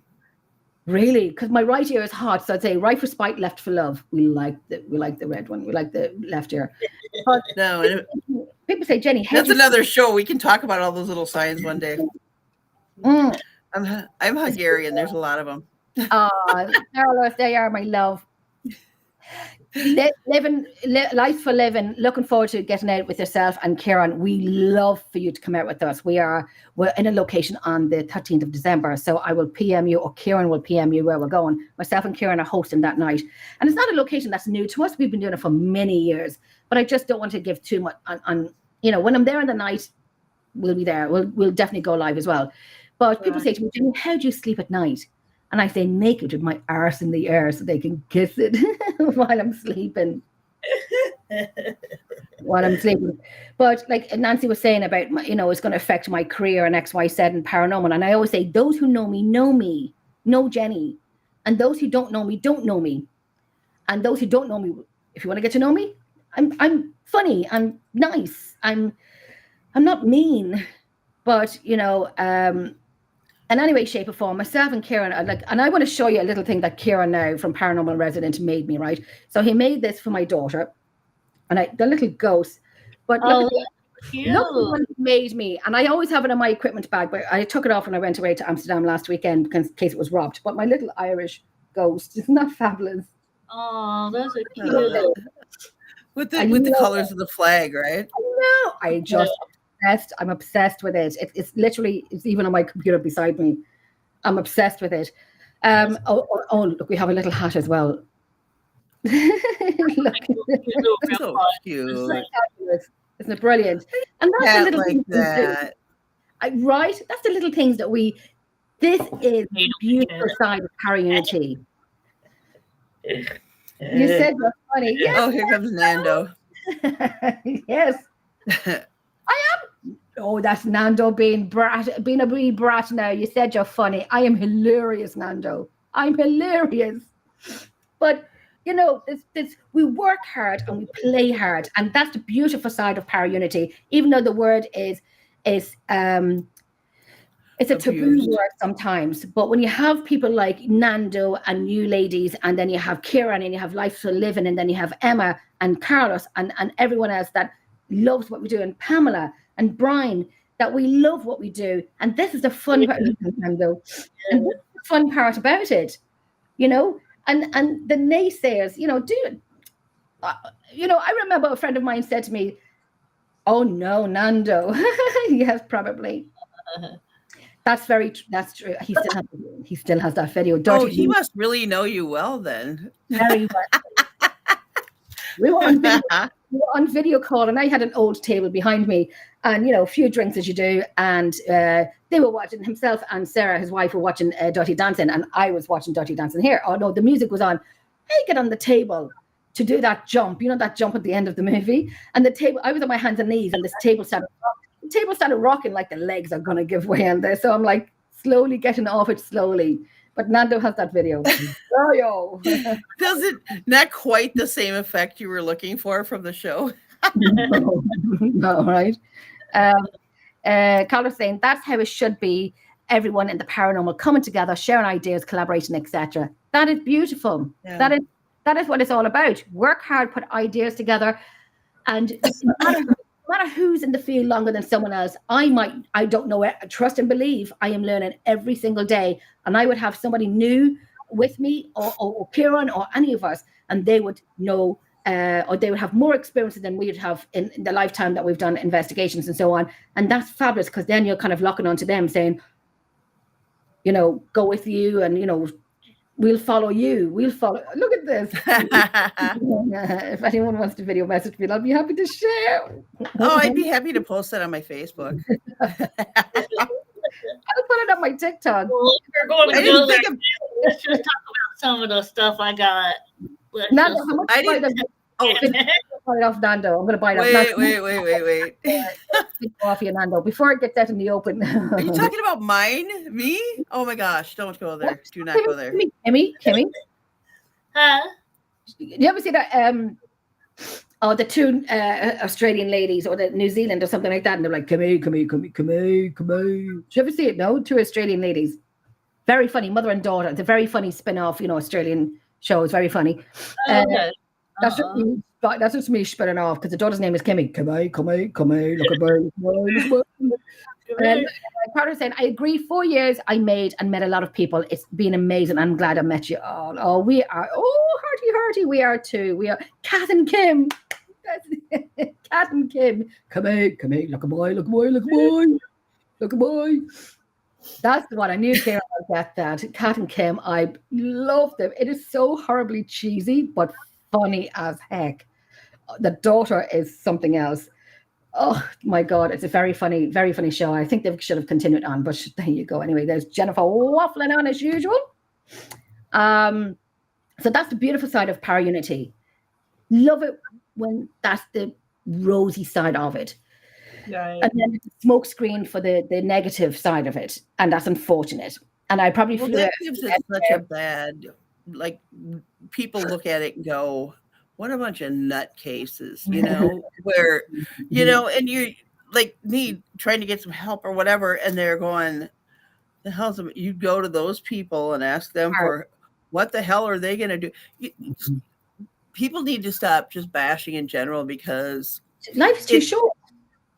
Life is too short. Find something nice to say, people. Don't be a dick every day. It's got to be exhausting to find shitty things to say about nice people.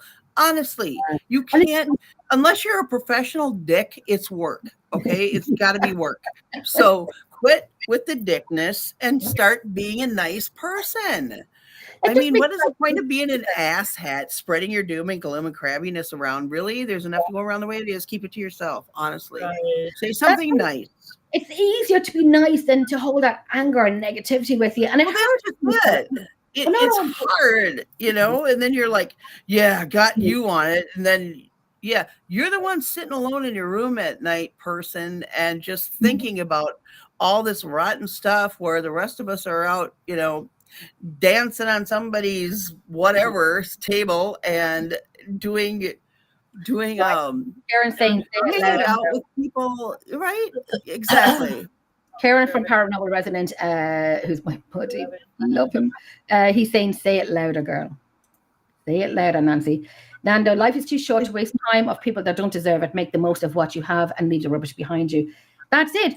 But if they're talking about you, well, then you must be doing something right. If you're not being talked about, you're not doing something right. Or it's probably good that you don't talk about you. Set that shit up.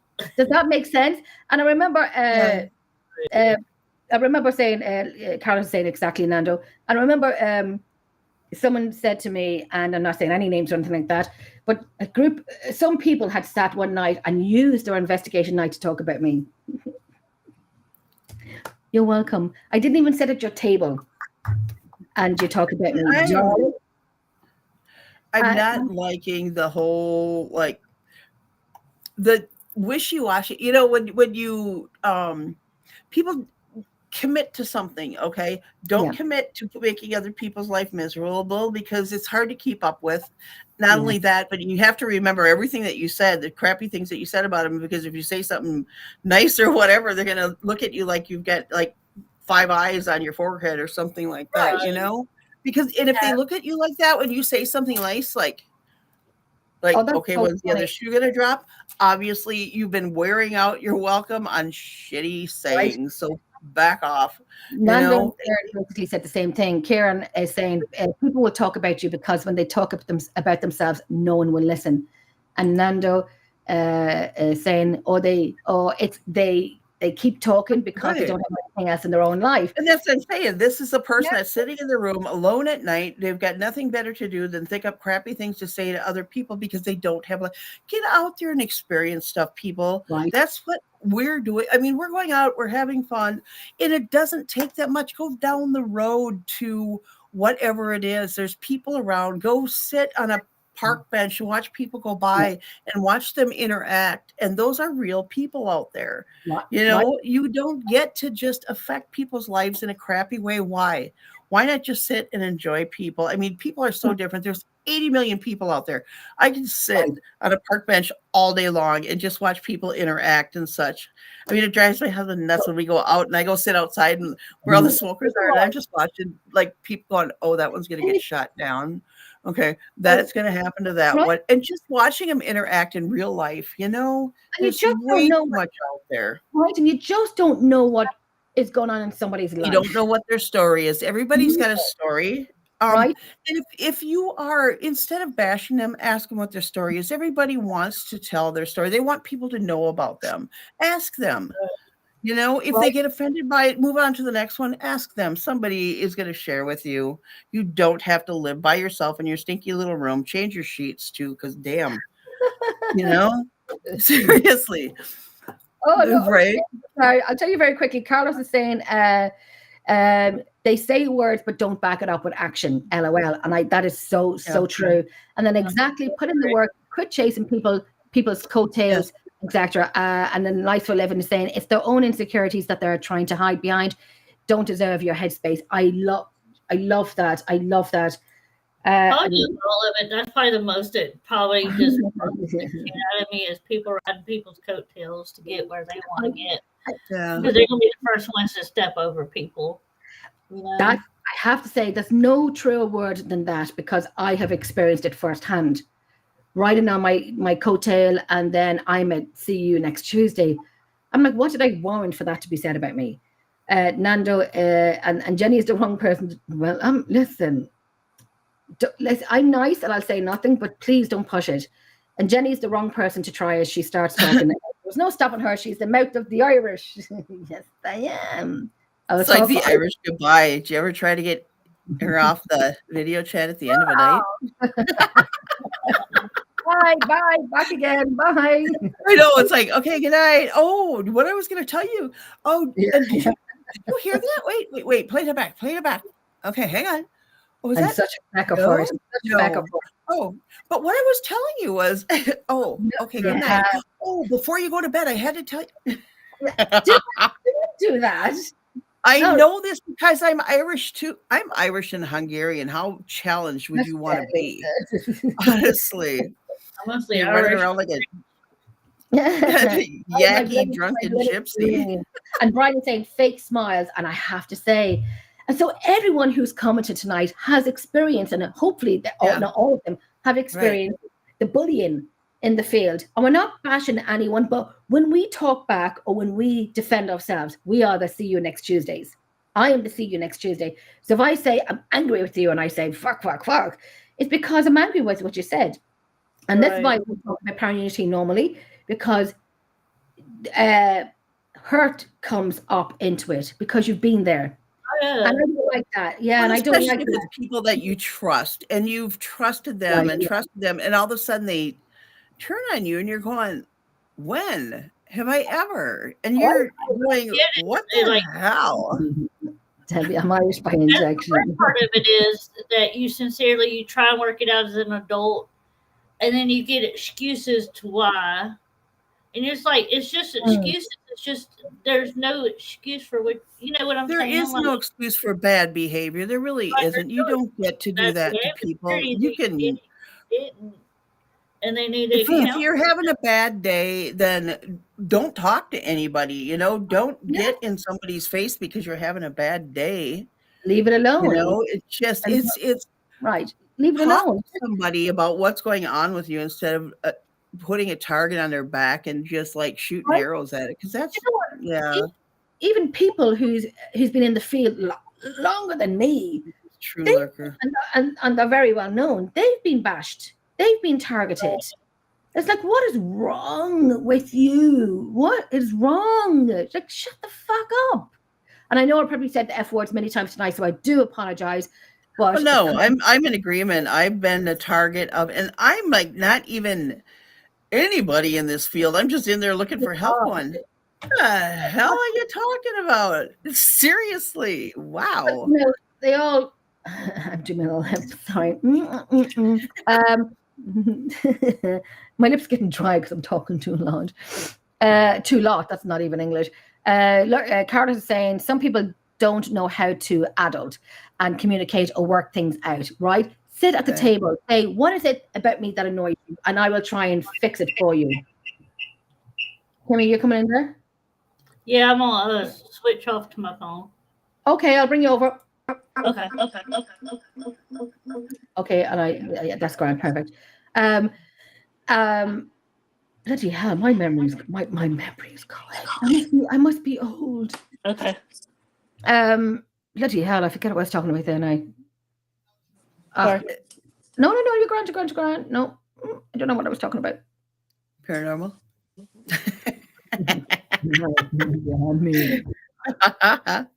Like I was saying, Here you are. Unfortunately, many people have experienced this, and it's not okay. And like you see, you have amazing people in paranormal, lovely, nice, genuine people in paranormal, and they've all been affected by it. You know, they've all been affected by it, and it's not just one person coming for you. No, they need an army behind them to come for one person, and that is you're spitting the word paraunity, but you're a bit of a fucking see you next Tuesday. You're spitting the word paraunity, and you're acting like I see you next Tuesday. Right. Why drag others into it? That's Leave it. Yeah, I don't know. Leave it alone. Like stop. It is, Debbie. It is total jealousy, or they want to be a part of and they're not. Then ask to be a part of it. That's all. People, I mean, if you're sitting out there and you're watching something and you're going, "Oh, they suck, they this, they that," and you're just resentful because they're on some show or something, ask to how do I get to do that? You know, don't be afraid to ask. You know, I mean, seriously. There You was can one talk about whatever you want to talk about. I've gone live walking Right. my dog, you know. You can talk to people at any point in time. You Yeah, just got to figure- put yourself out there a little bit, you know. I mean, walking down the street in my town at 2 a.m., walking my dog, yeah, that's interesting. No. And usually I'm doing it by myself, but it's more of a really go live only because I'm walking down through a dark neighborhood, and I'm like, if I'm gonna die, somebody's gonna see it. That's all there is to it, right? I know. Don't walk your dog at 2 a.m. would be my suggestion, but yeah. Carol is saying exactly, Nancy. It's not hard to ask. I don't mind sharing tips. I love helping. Right. Right. And remember, people in the paranormal they are genuinely friendly people. The ones that are decent, they're friendly. They want to show you. They want go check this out. You got to see this kind of thing, right? Right. And there's tips there, look, that I would love to do. Now, it's an experiment that I'm doing, but I tell you, me and Kieran did it in Redwood Castle. It was brilliant. It was quite, and Kieran has a video up and you could see the two. Oh my God, Kieran was doing a ballerina dance and I'm like, what the fuck? It was great. It was, and that's the energy that you need. Good energy to working like that together. Right. I remember many years ago, somebody from the north of Ireland wanted to, Jenny, how do I set up a team? And I'm like, well, and I don't know you from Adam. So I'm like telling you what you should do. What's the best, what equipment would you go for first and foremost? And I told him what equipment I would personally use. And, do you have to have insurance? Yes, you do. What insurance do you go with? I gave all the details of the insurance company that I go for. So basically, set you up. No one could teach me how to set up my own name. I did it myself, but I did come that I was with for like 8 years. But I worked with them and I did some of the paperwork, but I didn't run it. but I would run it. I would run a team. I run a team. Hey, Jenny Sulala. It's nice, Sullivan. I love how you're doing, my darling. It's been a long time. We have to Sunny Lala, but no matter if I'm Sullivan, it will always be Sunny Lala. And I remember, I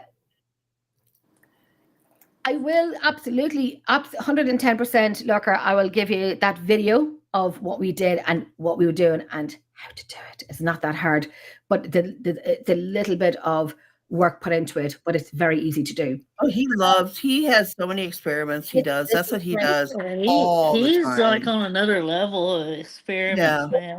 I'll tell you later on. If you get a chance, go watch him. Is it Lanto? Lurker, Connors. What is this? But it's under. I'm looking on TikTok. It's under. I will. I don't know if the star is an A. Yeah. Which one now? You can put up. Lurker. Yeah. Oh, sorry. Just finishing off the story. I was just saying. Dark Researcher 88. There you go. Dark Researcher 88. Anyway, when I gave this guy all of this, what I would do and so on and so on and so on. Yes, I do. I will be doing that later, Lurker.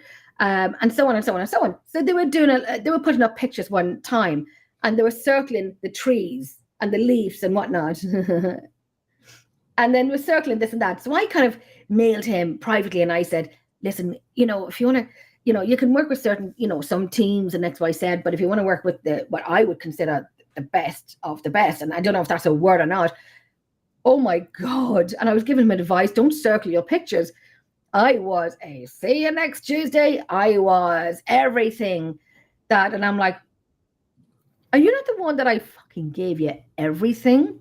What I would personally use first, what insurance I go to. Oh, Jenny, you're a star. Thanks so much. And I don't know you from Adam. On the phone for about 2 hours, talking. And then I was just giving him advice. Don't be circling pictures. It just draws people to the eye, and it's mainly pareidolia. A tree, a leaf, a bark, a branch. Oh, yeah. And I was like, I was a see you next Tuesday. I was everything, and I'm crazy and I'm mad and this and that. And I'm like, and I said, I will never, that put me off. People say, Jenny, how do I do this? Fucking find out for yourself the way I did. Find out for yourself the way I did. And that's unfortunate because I've seen that side now of helping someone and then shat on. And it's unfortunate when I say, listen, I don't have the time to explain to you X, Y, Z, and I'm just not putting myself in that situation again where I'm not helping someone else because I did it for someone and I'm a see you next Tuesday and I'm just not doing it. And that's the hard part of it where you want to help them because you really want to help them. But then I thought, nope, not doing it. Not bloody doing it. Okay, no problem. Jenny, let me ask you this, the whole pareidolia thing, right? Like for those of us who actually see spirits, right? And you're like showing, like you see the energy, like how do you handle that? Like where you're like, here's an energy right here and they circle it. Like how would you differentiate that? Okay. So sorry, can we say that to me again?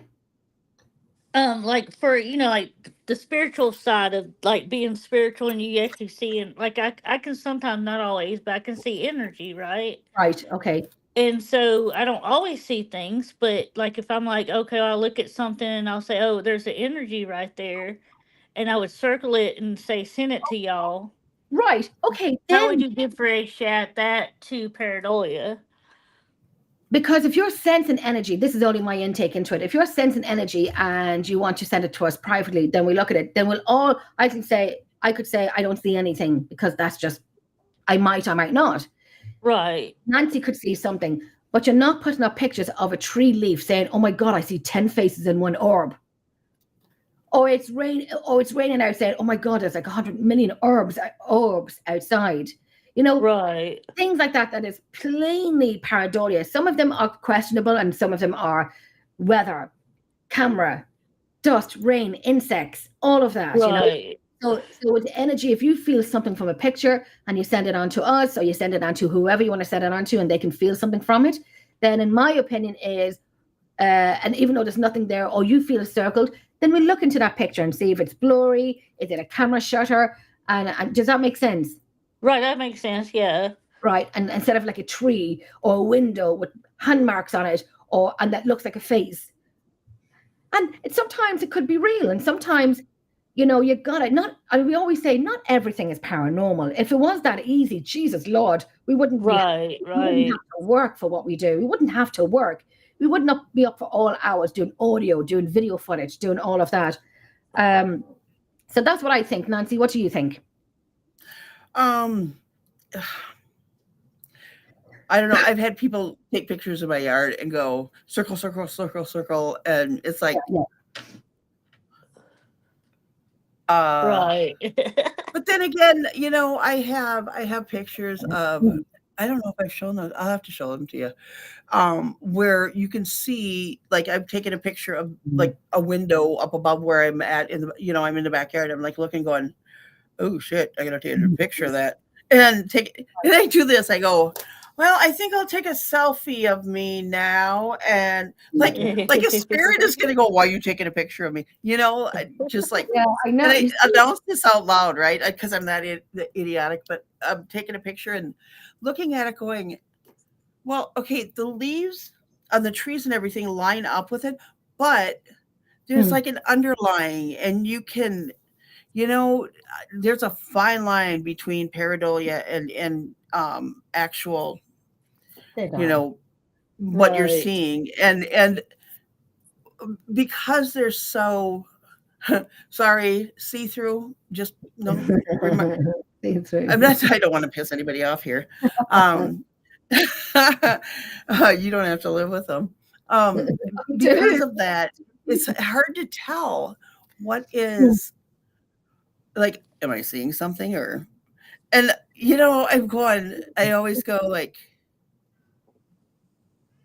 and you know what I think you should do sometimes? Oh, I should stretch and just go, ooh. Yeah, like, I don't want to act like I'm looking, because if I do that, then what if they see me looking and go, but I think, why don't I come in closer? like even a simple, like a recorder on your phone. I know people say don't use phones, but I have used my phones just when I'm somewhere and I don't have a recorder with me. And yes, like I played an audio for you last night from my phone, and we got something from it. I want to say very quickly before I call out Gillian here. Okay, so if anybody wants to look at Lorca's TikTok page to see his stuff, it is Dark Researchers 88. So that's Dark Researchers 88. Check that out on TikTok. Damn, just like that, that's messed up. People do show the true colors. There's only so much people can hide. Protect yourself and your piece, ladies. That's why I like video more than pictures. Can you go back and forth to see? Okay, I like that too, because pictures. Yeah, I like that. Yeah. Gillian's saying, sure, how many teams started because of spook troop tours over the years? Lots. I'm telling you now, lots. And spook troop tours, oh my goodness. I mean, they have been everywhere. And like Gillian has put up some fantastic events, you know, Charleville Castle, yeah, my love, Leap Castle and Redwood Castle as well, but done a lot of that, and very, very well known, very, very well known. But yeah, she's done all of that, and not that a thank you is nice. You'll get it from some people and you won't get it from everyone. And, you know, you just learn. You live and learn, you know. Right. Especially with that guy that people saying, how do I start up a team? Find out for yourself. Because that part of me is now gone because of one person. And then I remember they were putting up on their Facebook page, we really want to go to a location and we want you to join us. But can you please go fund me for a new van so we can travel? How about no? How about no? Travel. We all have to travel somewhere. Some of us drive, some of us don't. We all have to travel. Make your ways and means. Do what we do. Old school. Get your own way there. Right. Travel the length and breadth of Ireland and so on. By getting there by myself, carrying a lot of my equipment around with me and so on. And that, you know, when people were donating towards this person for a new van so they can travel and bring you an investigation. Can you throw a stone? Can you throw a rock? what's my name? Can you tell me your name? And the same old, and I get that has, it doesn't have to be asked, but isn't, when you go in, you introduce yourself, you go in and you say hi, and then you say goodbye with manners and respect. You're going into someone else's location. Yeah. Whether it be a castle, whether it be a museum, whether it be an office, it was someone's place at that one time. Say goodbye, say hello, say goodbye, introduce yourself. You're going into someone else's home, and it works. Doesn't all the time, but it works. You'll get a thank you. You'll get a goodbye. I know I have from the years that I do it at cemeteries too. I'll say hi, say goodbye, ask permission to be there. Absolutely, right? Absolutely. Jesus. Spook Troop tours will be 19 years in April. Most of them only last 5-6 years. Wow. Oh, Jillian, do I have stuff to tell you? I like that name, Spook Troop. Spook Troop tours. Yes. Yeah, cool. Jillian works with some of the best people. Great crack. How's Tilly? How's little? No, I was going to say little Tilly. Tilly's not little. Tilly's a beautiful Rottweiler, and funny as hell. Very funny. She's gorgeous. She's like a big teddy bear. And I think she's a lapdog. She tried. I know. She's trying to sit on me. But we had great crack, and oh Lord, Jillian, I missed your breakfast. Yeah, I tell you, I missed your breakfast. Lives for Living. Thank you so much for watching. I know we talk an awful lot here, and some subjects and topics have been spoken about and dealt with. I mean, if I said too many F's, I apologize for that, when we get passionate. But yes, we would have to connect up with you, and we're going out. I'm going to tell you later on where we're going on the 13th of December. If you can make it with us, you are so more than welcome to join us. PM me, or I'll PM you later, and I'll let you know where we're going.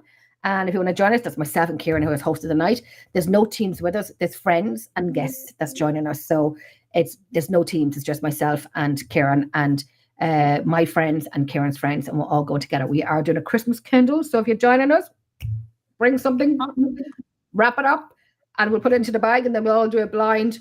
Take it out. Tilly's 52 kilos of a Rottweiler. Oh, shit. Awesome.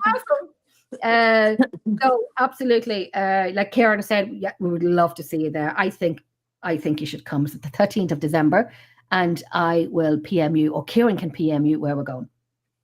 So that would be great. And there's only about 7 or 8 of us, so it's not a big group. So we get to do what we want to do. Like Kieran's going to go live and do edit video and an XYZ. You can do the same thing as well. And everyone works together. And there's some people who's never done an investigation before. So, and I'm glad it's a beautiful bunch of people that we would love you to join us as well. If you want to take someone with you, you're more than welcome to do that too. So Kieran will PM you, or I will PM you, and we'll give you all updates. Sorry, just try to get. That'd be awesome. Right. It's nothing but jealousy. Yeah. So Tilly is 52 kilos of a Rottweiler, and she thinks she's a lapdog. Oh, definitely, I will do that for you. Yeah, she thinks she's a lapdog. She's huge. I love Rottweilers. I've never had one, but I love them. And you know, she has the full tail, and that's the way I like to see them. She's the full tail, and she's just, her head is like a block. And she's beautiful as face. She's the most beautiful. You calling her a blockhead? No, it's like a nice chunky head. You know when you can get Labradors who have the skinny head, or you have a Labrador who has that block square head? That's a dog that's as big as my dog. That's almost 115 pounds. That's what Reb weighs. I think is about 115. What breed is Rebel? German Shepherd, Malamute? German Shepherd Malamute. Yeah, he's a quarter Malamute and 3/4 German Shepherd. He's like a German Shepherd Boeing 747 because he's a big boy. He's very clever though. He's so clever. My dog's just feed me, love me, put me in your bed. Give me what you're eating. Work for me. Do whatever I tell you to, because they will look really cute. Hey, come here when I see Jillian. That's so crazy how animals have their own little personalities. This is Harley, and Harley sleeps in the drawer beside me when I'm on the computer. Look, I just look at her tongue. Is her tongue sticking out? Aww. Yeah. He's okay. I thought you said he poops in the drawer beside me. I'm like, what? No. He sleeps in the drawer beside me when I'm on the computer. When I'm on the computer, she has to be in the drawer with her blankets and her little toys. She's all wrapped up. But I got her last year, Gillian, when she was about 9, so I'm guessing she's 10 now. But she is my shadow. She's in my absolute shadow. Like, you know what? She saved me after Hope. Like, I got her when Hope was still with me, but she saved me after Hope passed away. Only, what was it, 3 months ago? Almost 4 months. Yeah, nothing's a coincidence. It could have been the way it was supposed to work out, you know? Yeah. Even though I have the other dogs as well, but when you have your favorites and so on. I love them all, but when you have your favorites and you just have to have that one that just, Or they adopt you, basically. yeah, or they just help you heal, or help you keep busy, or help you, this is her. That Scott was so brokenhearted about when Dakota passed, and then we got Reb, and he's like, I don't know if we're gonna keep him. They are like peas and carrots. Reb is just like in awe of him. It's just really, and who feeds you and cleans up after you and does everything, just like I think he would actually, like Dakota did when we were swimming in the water and Scott started walking out of the water and the dog used like my back to walk up and launch off my shoulders to catch up to Scott. And I'm like, oh, you really would walk over me to get to him. Thank you so much. Right? Huge. Rebel is a bear. Oh, Rebby, yeah, he's beautiful. He's beautiful. He's a big bear, and I laugh at you. Say, "Where's the squirrels? Where's the squirrels?" He's off. Look, and him eating the treats from that little dish, where he has to move over and the game that he plays. You mean, or the yes, yeah. My twin Vicky has a beautiful Australian Shepherd, and I said to Vicky when I first met, Jesus, I forget her dog's name. So listen, what age does to you. Just wait, it gets better. Cooper, her dog's name is Cooper, and I said to Vicky, I can see his brain working. I'm like, I actually feel inferior to your dog because he's so clever, and he'd sit there and look at you, and you could see the wheels spinning in his head. And then Vicky has these things on the floor where he presses to talk. And one night, about say 10 o'clock or 10:30 at night, we're sitting around having a glass of wine, having some dinner, and so on. And Cooper goes over and presses the button, drive. I'm like, what did he just say? And he went over and he goes, drive. And Vicky goes, Noli, her husband, you may get him into the car and drive him up the laneway because they live in the country. Drive him up the laneway in the car and drive back down. And Noli said, Jenny, I'm not driving up the laneway because they live in the country. And I'm like, did he just say he wants to go for a drive? And Vicky said, yes. And I'm like, I'd sit there all day and talk to him. So then Noli went over and pressed the button, treat. So it will change his mind from drive to treat. So then he sat down and they had to give him a treat because Noli wasn't going to go out and give him a drive. And I'm like, could you imagine what my dogs would say to me if I had those buttons? You don't want those buttons. You do not want those buttons. Kimmy got those buttons for me for my birthday one year. And what was it? Oh, the bitch one. Yeah, that was great. That was so nice. Bitch. I'm like, because he gets such a reaction. I'm like, oh, and he's like, really? Yay. That's so funny. It's a few more times going, oh, you want to see me get our eyes out of her? Bitch. Oh, yeah. I had that, and I had Rachel thing because he's a freak over those. And if I say that, I know, thank you, Kimmy. I actually she goes, I haven't seen those buttons out at all. And I'm like, because they wore out. Most of them did. What was the word? What was the word that he goes crazy over? Squirrel is one. Oh, Rachel Ray's the other one. Where's the squirrel? Out the door he went. Yeah, he just because I said squirrel. Rebel. Oh, he's already outside. As soon as I said squirrel, he woke up out of a dead, and now he's barking out there. I actually heard. Oh, I'm telling you, he's just. I tell you, Rachel Ray is the other one. If you say Rachel Ray, he will sit there. And he will go out to when he thinks he's done something really good. Like I go to the store and he sat in the car for a while. When I come back, he'll run into the kitchen and he'll go and look at the cupboard, and then look at me. If I so much as flinch and go, he starts barking at me, going, "I got you now! Yay! I get a Rachel Ray!" Because Oh, basically no. it's an acknowledgement for him. So he watches my eyes. If I so much as just look, He's so clever. He's it's so. hysterical. I've seen him at work with you, and he's ahead of you before you know he's ahead of you. My dogs are like, I want to be away from you. So there's a blanket in the drawer of my computer right beside me. So my little chihuahua's beside me. And then there's Sasha over there that's kind of half on the chair and half off the chair. And then you have Duchess the cat. And then you have Toby. Oh God, Toby the other cat. When he's in the kitchen and you can hear a noise, don't worry. You get up and he's asleep. But half his body is in the bin that he just threw. He's just kind of dropped over. And it was a fresh bin. But he's half in the bin and his other half of his body is out of the bin. I don't know why. So I'm going to get him a cardboard box so he can just get into the cardboard box. But he's half in the bin and half out of it. It's just like a plastic silver bin. Like a trash bin? Yes, a trash bin. And so he was going to dig in there. There was nothing in there and he fell asleep while he was doing that? He does it all the time. So instead of saying, Toby, get out of the bin, just like, he's going to fall asleep in it. He's like, I'm just slumming. But he does. You walk in, and if I go in there now, I'll know he's going to be half and half. I'll take a picture of it if I see him like that, but I know he's half and half. Or then they say it's like he wants to sleep in the kitchen because it's too warm in the living room or whatever. You go in the next morning to see Toby. Nope. Where is he? He's sleeping. He's in the bag of dog biscuits, fast asleep. Because he's a lovely but odd cat. But he's try having a 15-pound dog that's sleeping with his butt up towards you, and you say something to him in the morning, like, "Oh, hi, Reb." He goes, scratch my back, and spreads out, and I'm like, get away from me, God Lord! Like poking me in the head with his foot. And, yeah, he's a very large dog, but I can't. Yeah. And I've seen this. Right? See, thank you, Jillian, because that's how I am too. That's exactly how it is. Reb will leave me about this much of the bed, and I crawl in there and I try and wiggle over, and he'll move about this much, and that's it. Just slide over a little, and then look back at me like, okay, like, can you just move? And then he goes and gets off the bed and goes in the other room.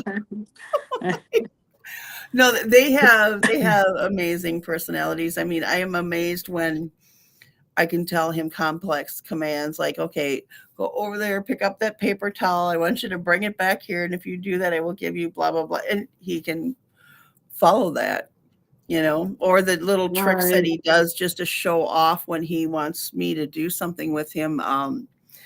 Or inventing games. I mean, he's invented his own game I call it Houdini, where he brings that rope to me. You've seen him do it. And I have to try and flip it over his back, and then he'll turn around and flip it off of him. And the trick is for me to try and whip it around him enough. And I try to be fair about it, but around him enough so he gets tangled in it and can't throw it off of himself anymore. Then he stands still and waits for me to take it off. When he has given up, he will stand there and he'll put his head down and he'll just stand stock still. And going win. And I'm like, and he invented that game himself. I never was like, let's play with the rope or anything. He just kept trying to escape the rope. And that's why I call it Houdini, because he's amazing at it, but it's just weird that he came up with his own games, I name the other stuff that he does when he flips his toy over and balances on his head while he's hanging on to it and then goes, "Are you looking?"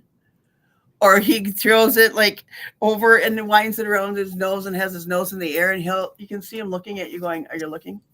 "Yes, I do see that. Good job." "Is it still snoring out, buddy?" I went into the kitchen and he was fully in the bin. The bin's on its side and he's fully in it. Oh, yeah. And it is Jillian, look at him. Look at the he's like a freaking wolf.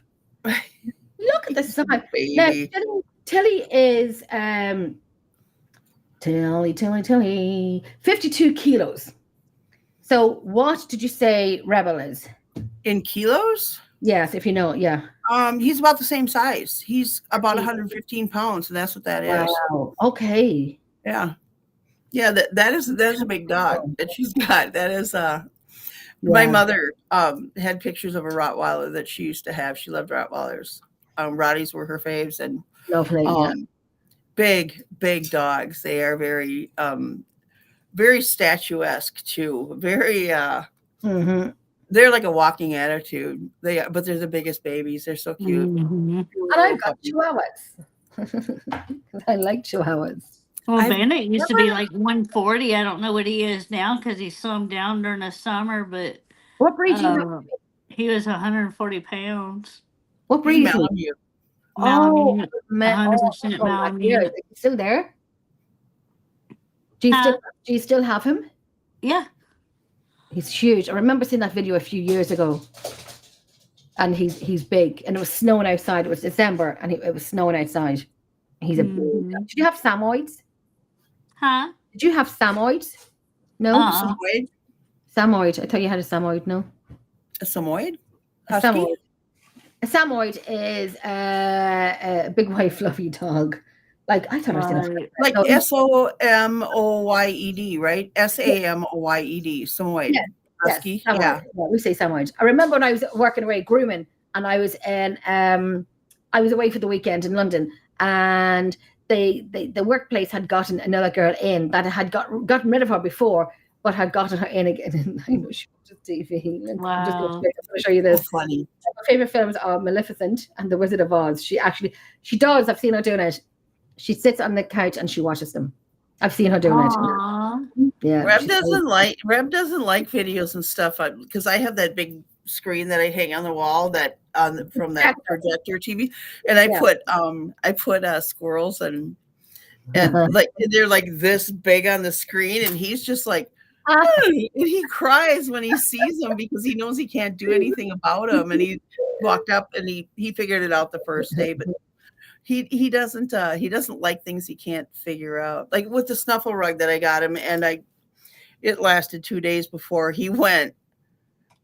And he just looked at me and he reached down, he picked it up and he shook it, and then he started eating all the treats off the floor. I'm going, well, there goes that, you know. Listen, I don't know if my dogs would even, I mean, I get them the lick mat and the Kong and whatnot, but one of my dogs, I don't know which one it was actually, and I got a ball and I put some biscuits into it and they kept rolling it with their nose. And I'm like, oh my God, my dog is clever, even though I should know this stuff. And I do know it. But you see, the thing is, and I know Jillian will probably be like, Jennifer, you know, I baby them.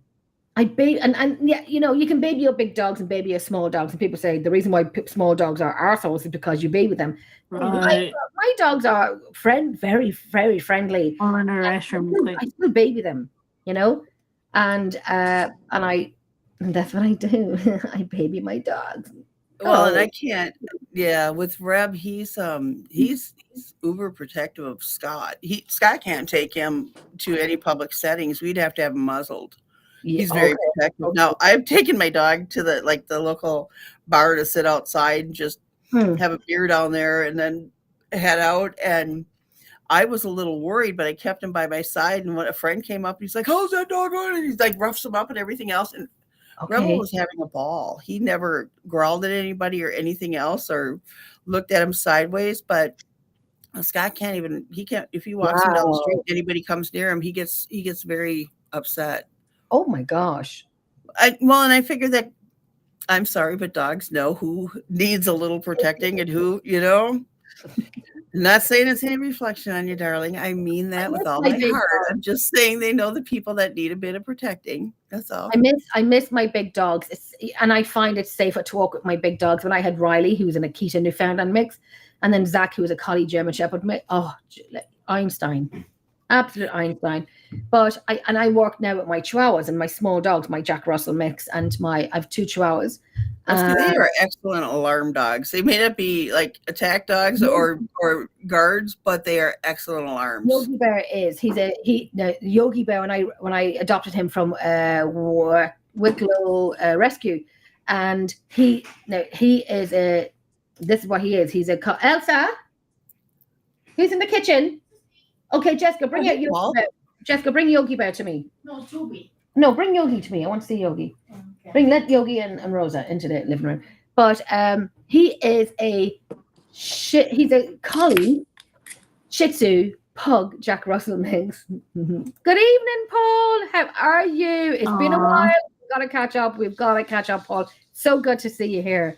It's been a long time. And I love your Lego picture. Now, here comes the crazy dog. Here's that. Now, Yogi Bear. So this is my... come on, Yogi. Yogi Bear, this is my Shih Tzu Collie Jack Russell Pug mix. But he has to... He's so giddy. He has the pug tail, as you can see. Yeah, I don't think we've ever muzzled Greb. Does he usually do the pug thing, and when he pees with his feet up in there? Yogi, stop it. No. Oh, wow. He doesn't do that. No, he doesn't do that. Let me just... I'm going to... That's crazy. Now. What? How'd you go for wee-wees? And they go outside the window. Yeah, it's a baby. Like when they would go out of town, they had a bunch of pugs, and they would just every time they go pee, they pee with their legs up in the air, and they walk at the same time. I'm laughing at Jillian. Yeah. Tilly, she identifies as a Cavalier King. Jillian, don't get me started.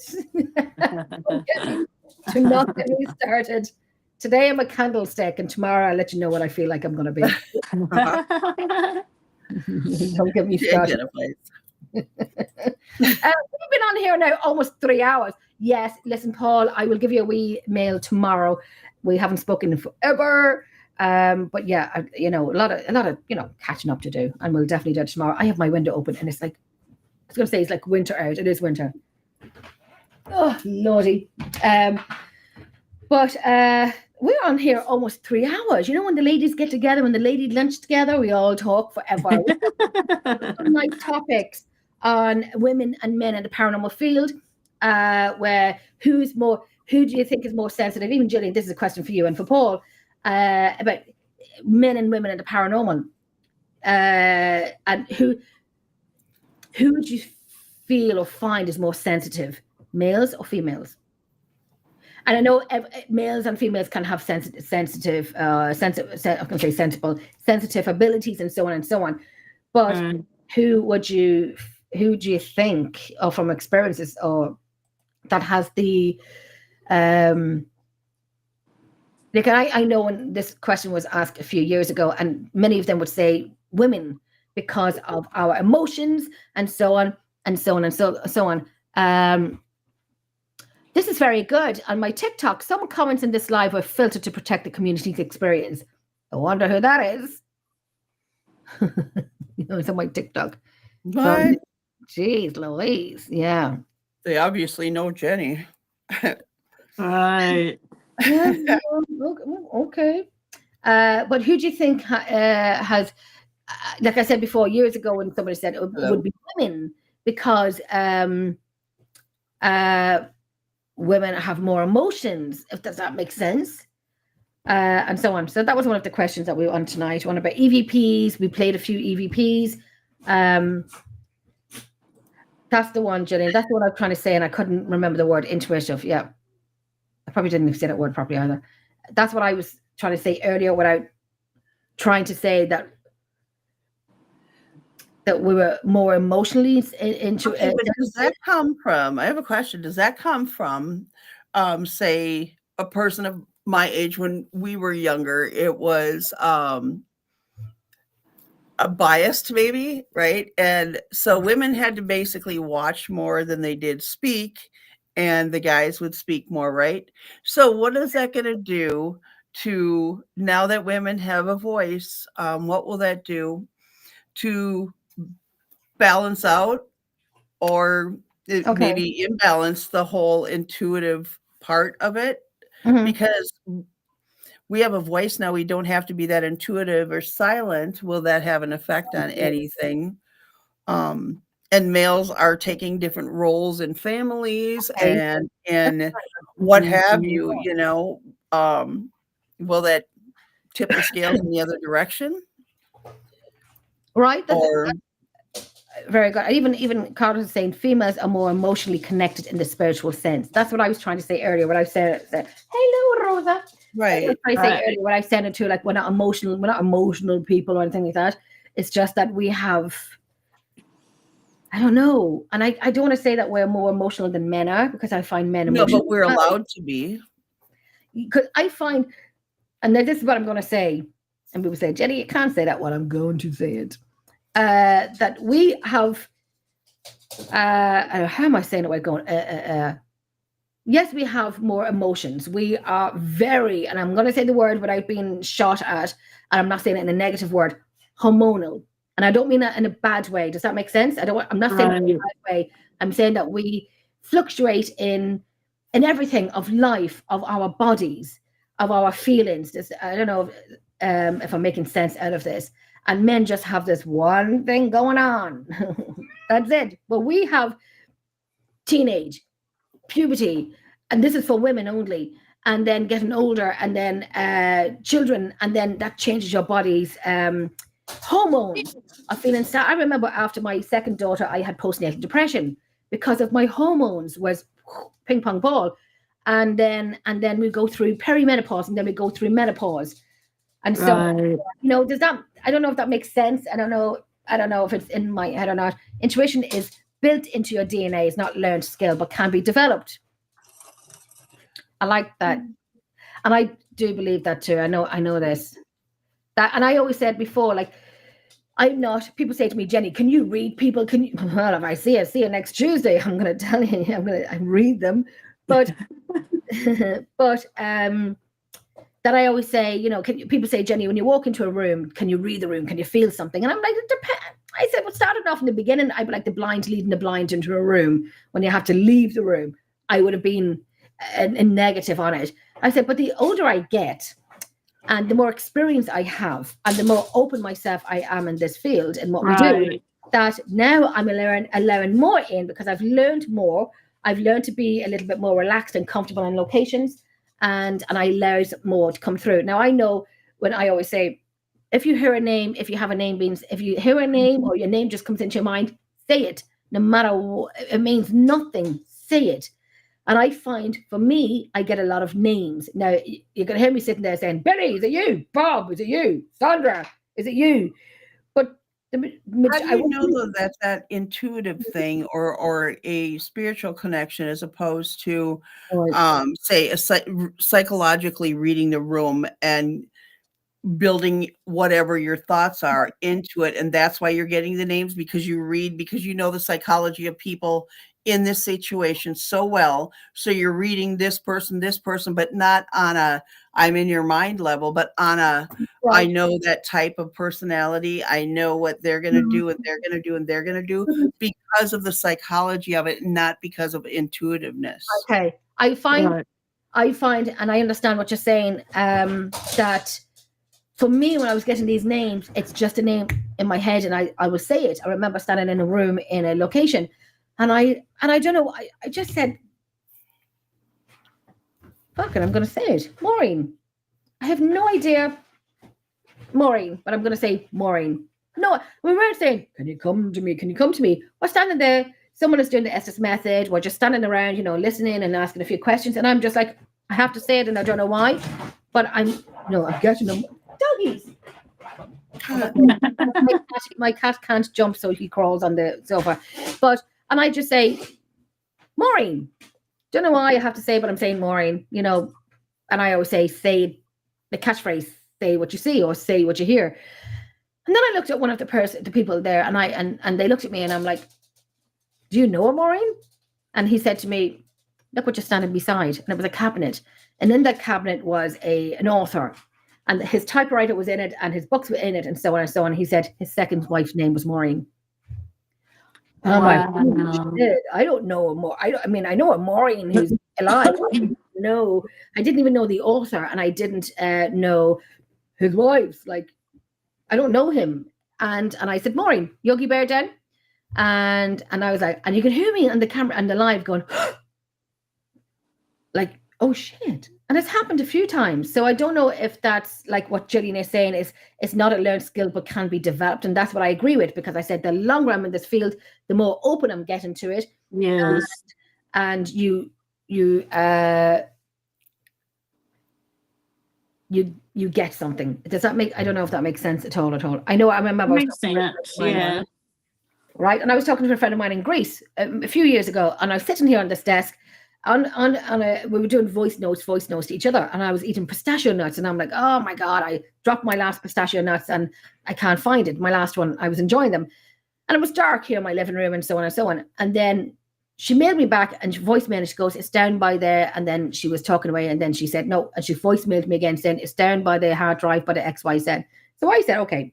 So I put my light on my phone on, looked down, and obviously it's not going to go across the room, is it? Now that I'm thinking about it, it's not going to go, it's over across the room behind you underneath the table. No, it's down underneath the table beside the hard drive. I'm sitting at my computer. My hard drive is there. Now, the penny has just dropped right now because years ago I praised her. I'm like, how did she know? And now I'm like, I've woken up. Jenny, you're sitting at this table, but it's underneath the table behind you. So now it's clear and obvious where it would have been down underneath my table beside the hard drive. My hard drive is underneath the table. So I feel a bit stupid, but there you go. There you go. A few comments here on TikTok. Yeah, I think women are more intuitive for that point of it, but then I think it also depends on the location too. Like when me and Brian went to Oksana Victorian, he had more experiences and got more stuff than I did. Oh, you see, that's what I was, we were trying to say earlier, that Right. it's not always the women, because like I said, when I started out, it was like the blind leading the blind. I knew nothing. I knew nothing. Right. And then, like I said, when I get older and then into this longer and so on, it's then I become susceptible to it. And I'm kind of like, yes, help me, you teach me.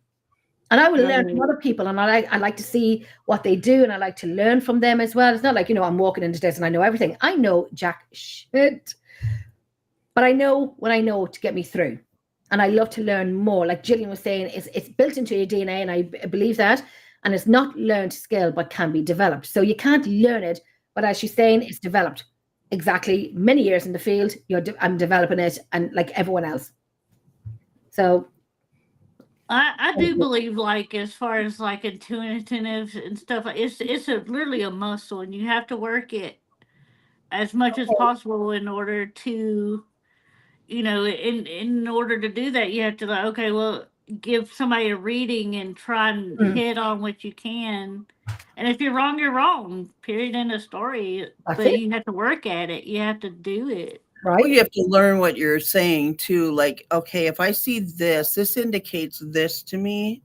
What was I watching it? Oh, Teresa Caputo. Okay, for example, Oh, yes. when yeah. she sees a certain thing that indicates to her this, how long did it take her to figure that out? When it was, a book of matches, that it meant, it's a match, not lighting a fire, or seeing, that kind of thing. You'd have to learn. I mean, you've got to work at it. You're right, so that what indicators are meant for.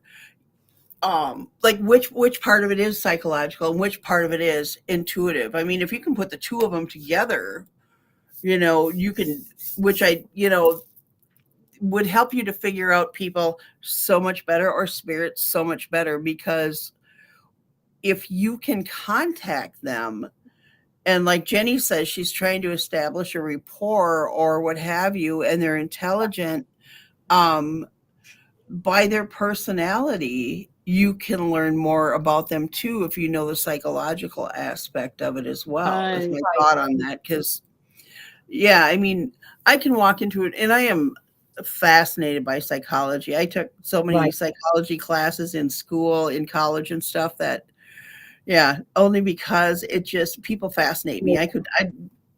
I would go to the state fair only to sit on a bench and watch people go by and watch them interact, because I just find people like amazing, just amazing. Everybody's got a story, and people want to tell their story. They want to be known. They just want to be known, acknowledged as a person. And I think that if you get to know human nature. I mean, I've been proven wrong before. I am a firm believer that, everybody is savable. Everybody is, you don't have to be miserable or what have you. But I have been proven wrong on occasion, when you're going, you try every way from Sunday, but you just are, and maybe you're not the person to help that person. Maybe you're not supposed to be the one. Is my thought on that. Going, sometimes some people are just in your life as a lesson. Yeah. and it isn't for them, it's for you to go slow your roll, be a little more humble. Don't think you are like know every freaking thing, and back off a bit and let people reveal themselves instead of assuming because they're this way and this way. And that's why to me psychology is so amazing, because just when you think oh, he can't stereotype, because people will break that mold all the time, whether they do it good, bad, in between. They will break out of what you think the norms are and prove you wrong. That's it. Right. And people, on the same token, people that you place your faith in, that you think are, them, everything, all indicators show that they're a good friend, that they're this and that, and then they burn you. That is Right. see, if you don't know who your spirit guides are, Mhm. I don't know that there's any way to, or if you even have them and they say, whoever they are, they say everybody has a spirit guide, but they over there also say not everybody has a spirit guide. It's the school of Right. thought on that. I'm just speaking to Jillian's comment. So Yeah. Right. Building a Um, relationship with your spirit guides and your spirit teams helps with all of that. And I remember years ago, I was telling Gillian about this male voice saying my name all the time. And you ladies have heard the recordings of it. And even in my home, Gillian, the last week, 2 weeks, I've had him say my name again. And it's the same thing, Gillian. And even though when I hear it, and I don't hear it myself, but when I do audio in my house, and yes, I do it, not all the time, but when the moment takes me to do it, or something happens, and I have to learn how to. And I remember, Gillian, at one point when you were saying to me, like, if I see certain numbers and so on, say thank you. Yes, I hear you. What are you trying to tell me? And I'd still say that. What do you want me to know? So Right. 1111, and everyone sees a lot of 1111. And Gillian was telling me before, that's your spirit guide, telling me, take it easy, or there's something, guide me in a path that I'm going through a rough time or a sad time, or it's sometimes, yes, always in a good time as well. But I do acknowledge them to say, yes, thank you very much. I know you're here and I'm going to acknowledge you, and so on and so on. And science can't explain a world it has no control in, right? It's hard though to know if is this supposed to be what it is? And you like okay, when was this morning when you were going, say my name, you were just getting frustrated, right? Because it's hard to know. I just said, oh no, I actually did. Because I've heard it for so many years, and I said, no, I didn't. I said, say something else but my name. Right. Please Right. say something else, because all I've gotten for as many years as I can remember, Jenny, same man's voice, just one word, Jenny, Right. Jenny. And that's what I said this morning, was like, say something else but Jenny. What if he can't hear you though? Well, gee, that's a good question too. Gillian, what do you think of that? If he can't hear me, but all I hear is him saying Jenny. They're just over there going, they don't know they're where, and they're going, and they see you, and they hear you, like they heard somebody say your name at some point, or you're like, I'm Jenny, and they heard you for that time, but then for whatever reason, they can't hear. That's all they heard, and that's it, and that's all they know. And maybe they're just reaching out to you going, right? Okay, this is all you're going to hear from me. I can't convey any other message to you. Keep talking to me. And I do. I really, really, really, really do.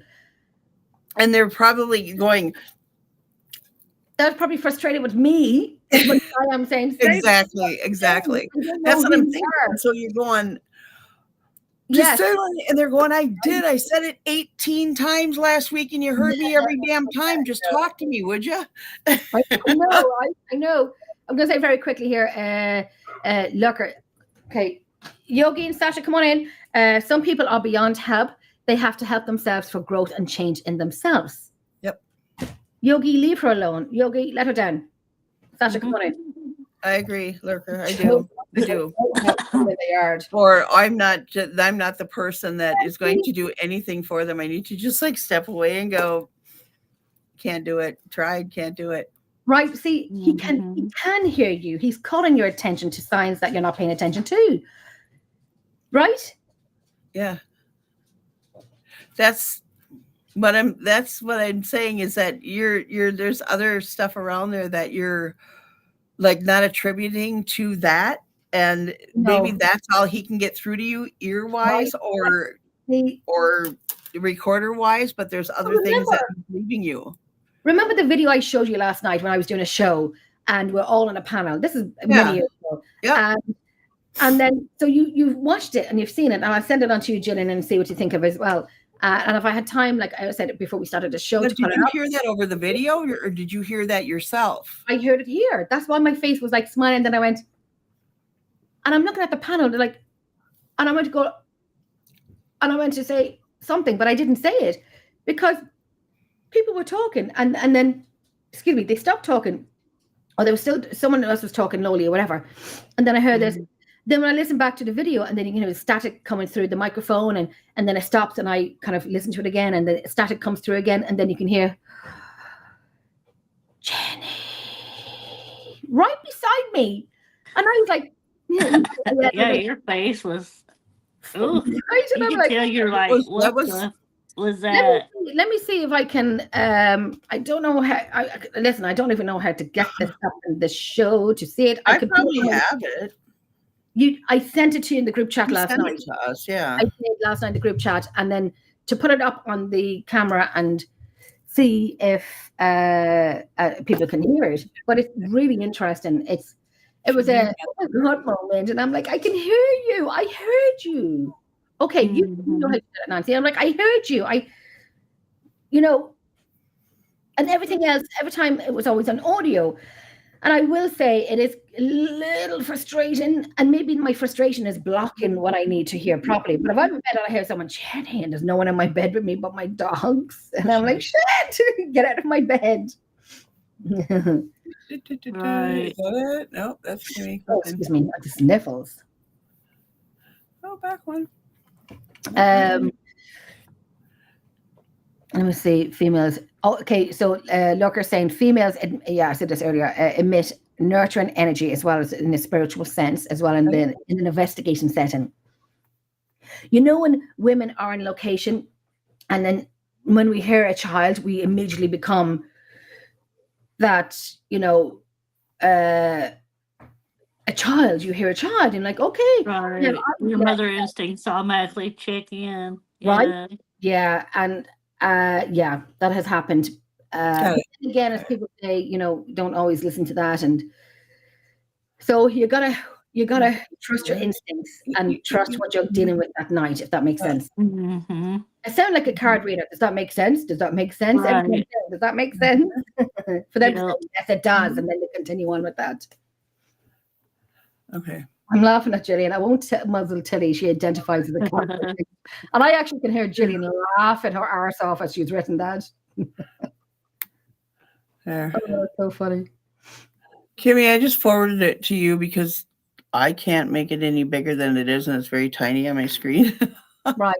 And you can see my face for the reaction phase. The reaction phase when I heard it in my living room. And it's not the first time that's happened in my home, And then I remember listening back to audio one time, and there was a little girl saying, red, I think it was red.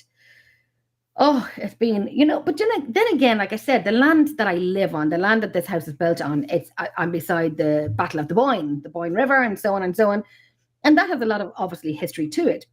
And Newgrange and so on. It's a very historical town. So I do not know. You think I know about this stage, but again, I'm not, always, know this. Oh my God, that time you saw me and Harriet working together, that relationship has been built over the years. So it's just normal now. In a beautiful place down in Offaly, there is a place called Charleville Castle. Let me tell you, ladies and gentlemen who's watching, when I was down there one day with Gillian, and Gillian knows Harriet now, Gillian, correct me if I'm wrong. Harriet was 7 or 8 years of age. she was sliding down the banister of the stairs from the top floor, and she had a fall, and she unfortunately passed away. Now, when I was in there one day with Gillian, and Gillian was showing me about, we were in one floor, and I remember the room, the gold ceiling. You could hear this running across the floor. Yep. I'm not kidding you. And I looked at one of the people and I said, because Gillian's talking and telling us about the history, and I looked over at one person and I think, and they were like, yes, you know. Then you hear this child running across the ceiling, the floor, and you can hear the thumbs. And we were saying, Gillian, who's upstairs? And she goes, oh, that's Harriet. We're like, what? Because she had told us about Harriet before.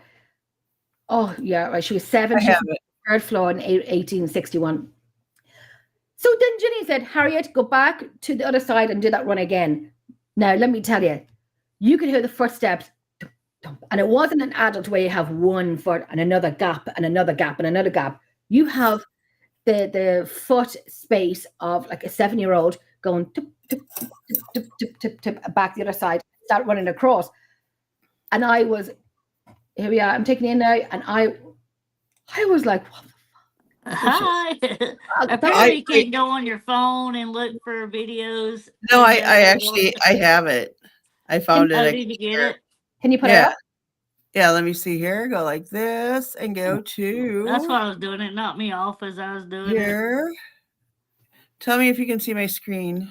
Okay, let me just bring this in. Okay.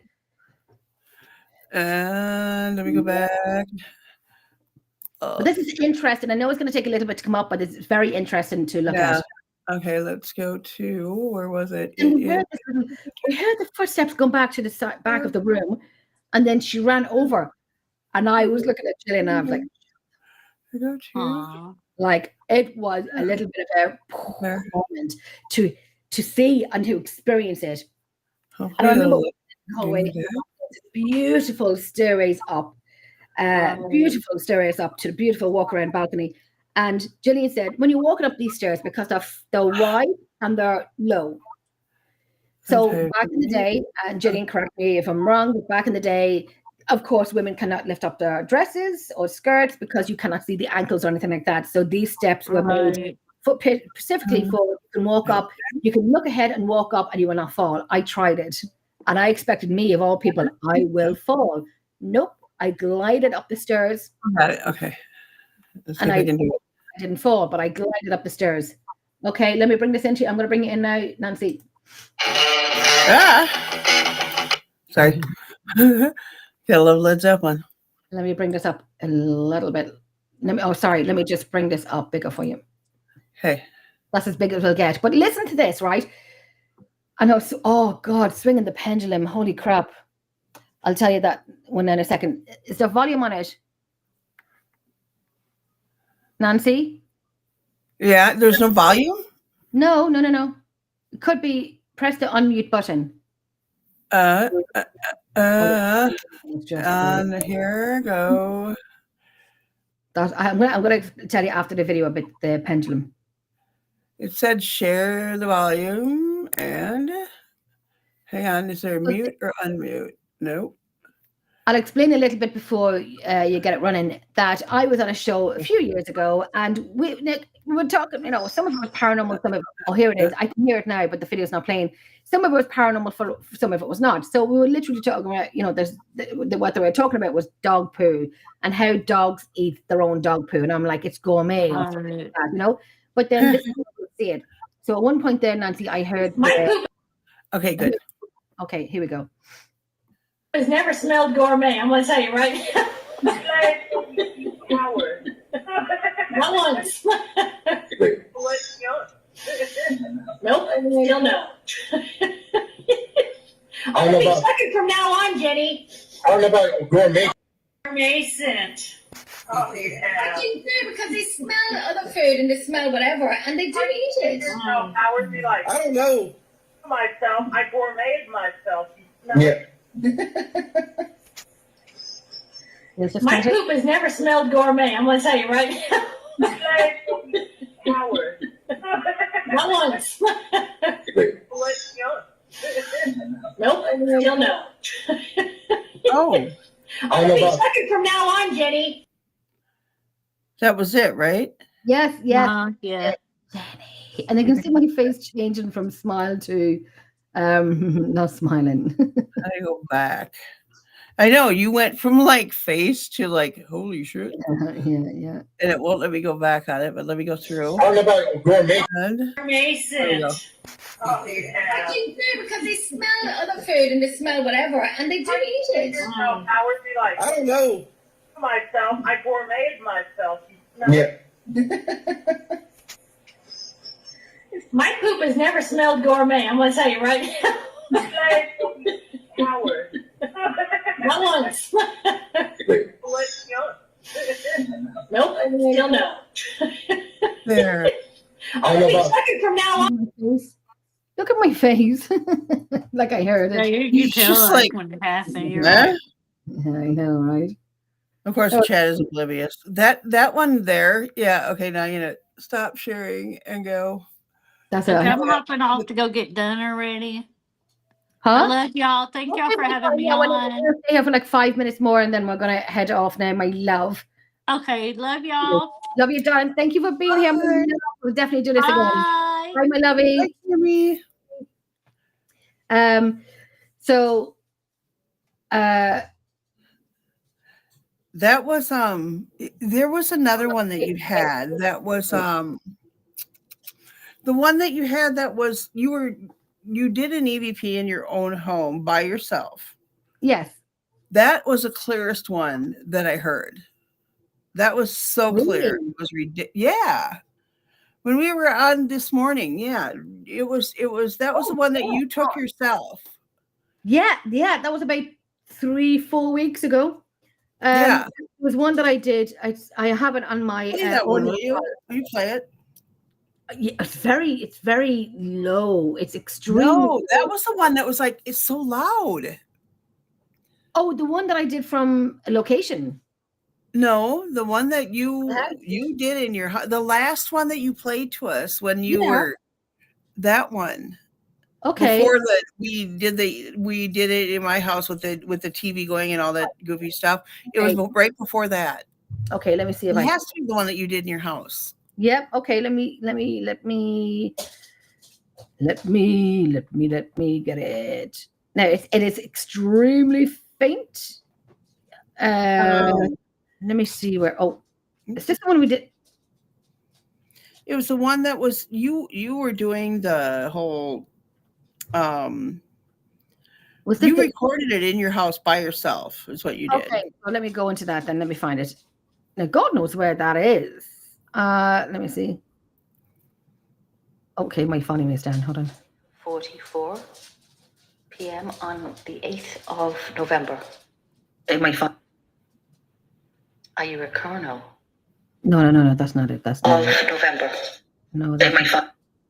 I'd need to. Okay, this is it. It is 8:20 a.m. That's a long time. Is there someone that needs my help? I heard that again. Hold on. That one. That is there someone that needs my help? The noise in the background is just my dogs downstairs walking. Is there someone that needs my help?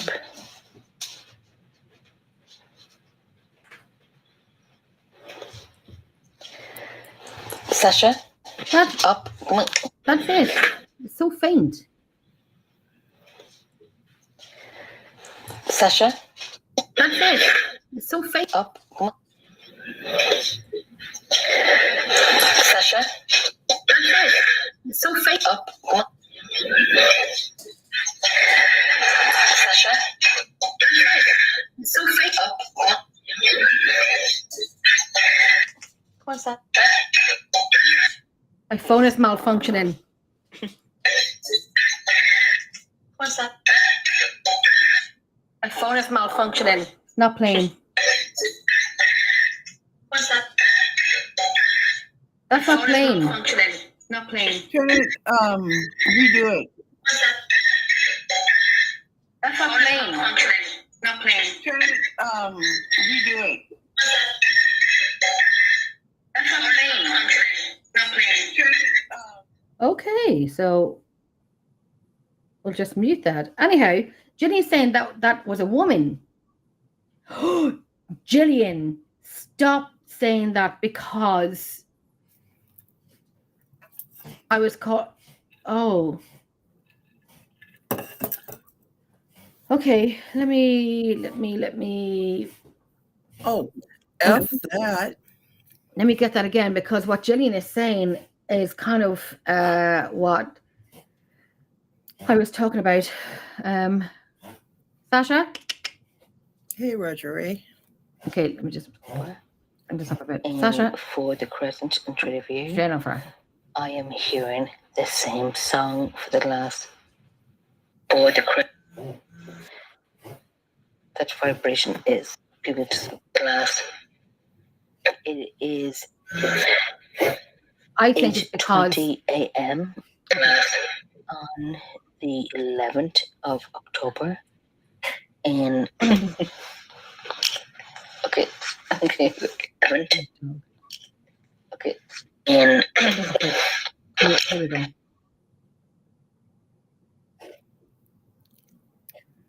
Sasha. Can you hear it? It's so faint. Hang on. It's so faint. Thank you. No, back up just a pinch. Back up just a pinch. Me? Okay. Sasha? Yeah. My dog has this trachea. She's a... I'm going to have to check her out now in a second. Sasha, it's okay, lovey. I know. If you gotta tend to your dog, tend to your dog. I will not.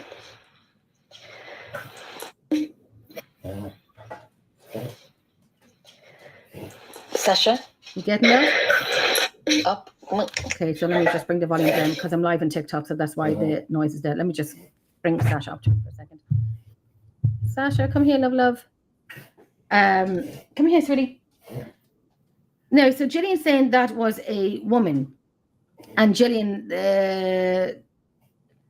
I was calling out for a woman because of, and I'm going to tell you the story, but I'll make it as quick as I can. On the 2nd of October, I was out for dinner with my daughter for her birthday, and so on and so on. Anyway, I came home, got talking on video call with my friend in Drogheda. We were talking about stuff and talking about something and other stuff. And then I don't know why, but we got talking about a death that happened in our hometown. And we were on a video. Oh, you told me something about this the other day. Yes, right. You knew it was, and it was, yeah. But this happened. I'm whatever age I am now. You're not going to know, but this is about 35, 40 years ago that this happened. Oh no, it was 1986 or 92, something like that. Anyhow, a murder happened in my hometown. Anyway, there was a certain song that was being played. I remember talking to my friend and I was like, yeah, that song. And I sang the words to the song. And then she was talking about that song that kept repeating that you were, Right. And then that's what you were telling us about last night or this morning. Yes. When you played whatever it was. I sang unless it was Lorca, I definitely will. I'll send it on to you after this. I'll send you on what we're doing now. So it's going to be the way we do it in Ireland is going to be different in America, but I'm going to explain to you a little bit more about that. But I will definitely let you know. Carlos.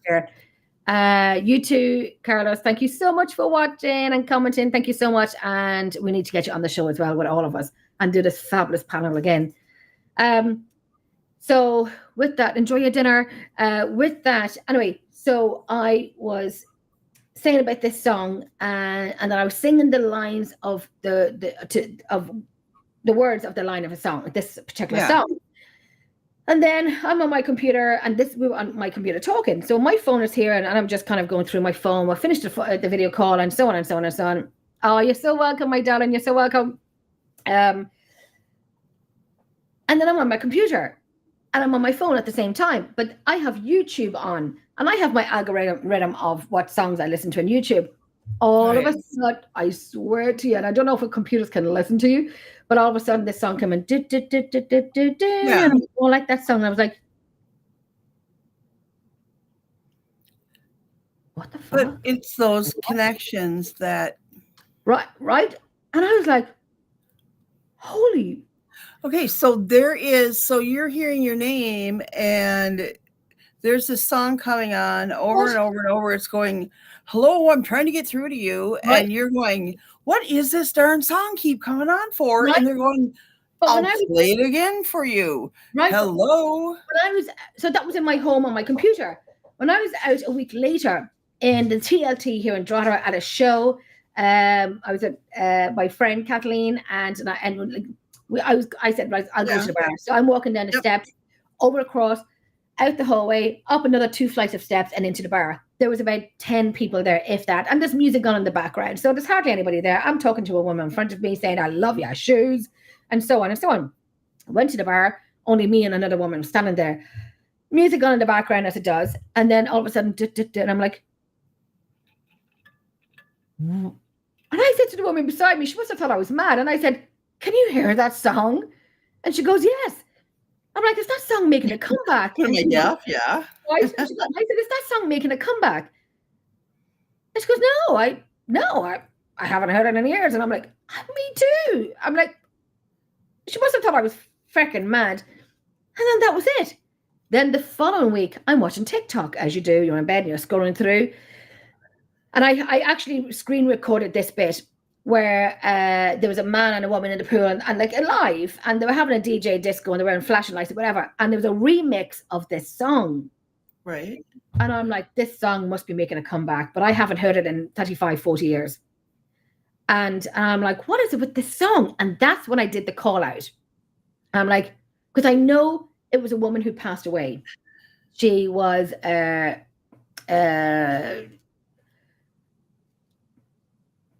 murdered by her boyfriend. And that song was played for him all the time. That song was played for him all the time to remind him all the time of what happened. There was somebody else that you ran into that was going to have it played as when they exchanged their vows. Was that one too? No, that's totally different. That's a totally different song. Oh, it was a different song, but it was basically this song was in my home, in another location. And then when I was watching TikTok, and they would listen. He was a DJing music in the pool, and this song came on. And so whoever that is, that poor person has been trying to contact you, and you're just like, why does the song keep playing? Why does the song keep playing? They're like, yes, but that's when I did. But I don't know. That's the thing. Okay. Think of the song though. Do you really want to hurt me? You are saying the song is called "Lost." I just died in your arms tonight. Oh, okay. Yeah. Same thing. Lost, I just died when you are not talking to them, because did you not say the other night, if you don't say my name, I'm not going to talk to you anymore. We're going to be done. I'm going to be done. It's going to be blah, blah, blah, blah, blah. You went through and you said that. That was this morning. Yeah, this morning. I just said, if you're not going to, I said, I just can't keep hearing Jenny. I need to hear. Because I can't. Yeah. Yes. And that's all you're going to say. That's all you're going to say. For 9 years. 9 years. And it's Jenny. Nothing else but Jenny. You're not looking for anything else, though. Well, I wasn't looking for this song, but this song appeared. And I remembered loving this song, but this song only reminded me of what happened. Right. Okay. And I'm in TLC, and then I heard this song, and I'm like, well, maybe you need to broaden your horizons a bit. Maybe you're getting your spirits mixed up a bit. I don't know. I mean, you don't know until you try. You are one to try every avenue, right? So you're kind of pigeonholing this into one. I've opened myself, and I said, I'm here, and I'm like, come speak to me, and Jillian was saying that was a woman, and Jillian hasn't heard that before, and I'm like, yes. But then years and years ago, in my living room, my couch was to the back wall, and I have this on audio as well. And I'm sitting here by, say, 2:00 in the morning, and I got Billy Big Balls, and I took my recorder out. And I said, I know there's a male here, and I've heard you, and I've seen you. I've heard you on my recorder. I said, I hear you anywhere I go, location-wise, I hear you saying Jenny. That's it, Jenny. That's it. And I'm so glad I have this on capture. And on the right, and high, just above me, just back here, this is my back door, just there. And I heard,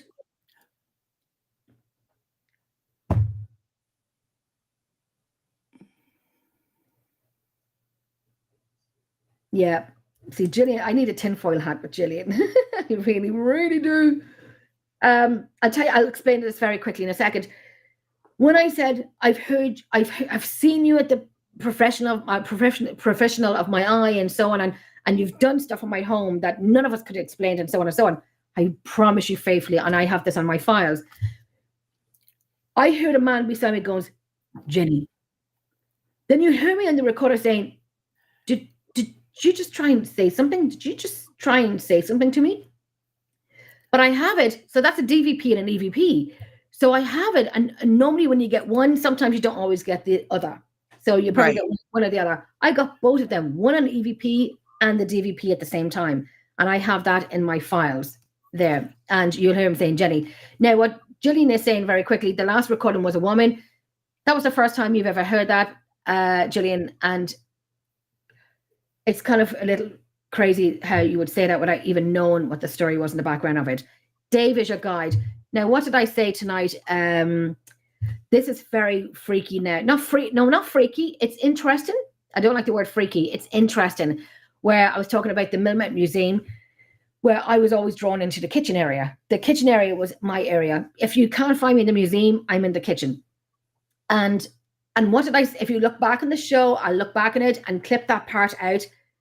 And I said, the man in the kitchen, I call him Dave. I said, I don't know if his name is Dave or not, but Dave came into my head. I call him Dave. That's on my show tonight, our show tonight, that I don't know, I don't think you were here, Gillian, at the time. I would clip that bit out for you. And I said, I have no idea why I call him Dave. He didn't tell me his name was Dave. His name is Dave. Gillian just said, Dave is your guide. I've heard him before. Let me send this to you. That's just, I don't know. I don't think I've ever said to you, Gillian, a Dave in Millmount. I don't think I've ever said to Gillian about Dave in Millmount. And that's on my show tonight when I said Dave. That's the first time I've heard you say that. That's on the show tonight when I said about the kitchen area. Yeah. Dave, and I said, I don't know why I call him Dave. I just call him Dave. Oh my, okay. Top part of the window? Yeah. Yeah. I see that. When was that? Last night? This morning? No, this was a couple summers ago. Can you put that up on the page? It's got that grainy look because I'm taking it from inside my screen tent. That's why it looks so grainy. Yeah. So it's not, somebody's like, oh, you doctored it. It looks grainy. I'm going, no, it's through a screen in my screen tent. Can you bring that up? It's on my phone. Okay, Gillian, when we're finished here, I'm going to, now we're normally 2 hours and we're now 3.5 hours and you can see the bags of my eyes getting heavier. But Gillian, I will clip that part out for you and I'll send it on to you to show you. Let's see. I said the name Dave and I've called him Dave for many years, as many years as I've done that location. Dave has always been Dave. I say I'm doing it 9 years, but in the last 4 years or 5 years, I've been calling him Dave. There you go.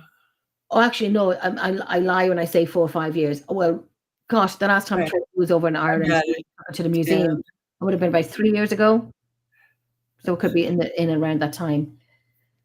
Oops. But I said the name Dave, and I said I have no idea why I call him Dave. I just call him Dave.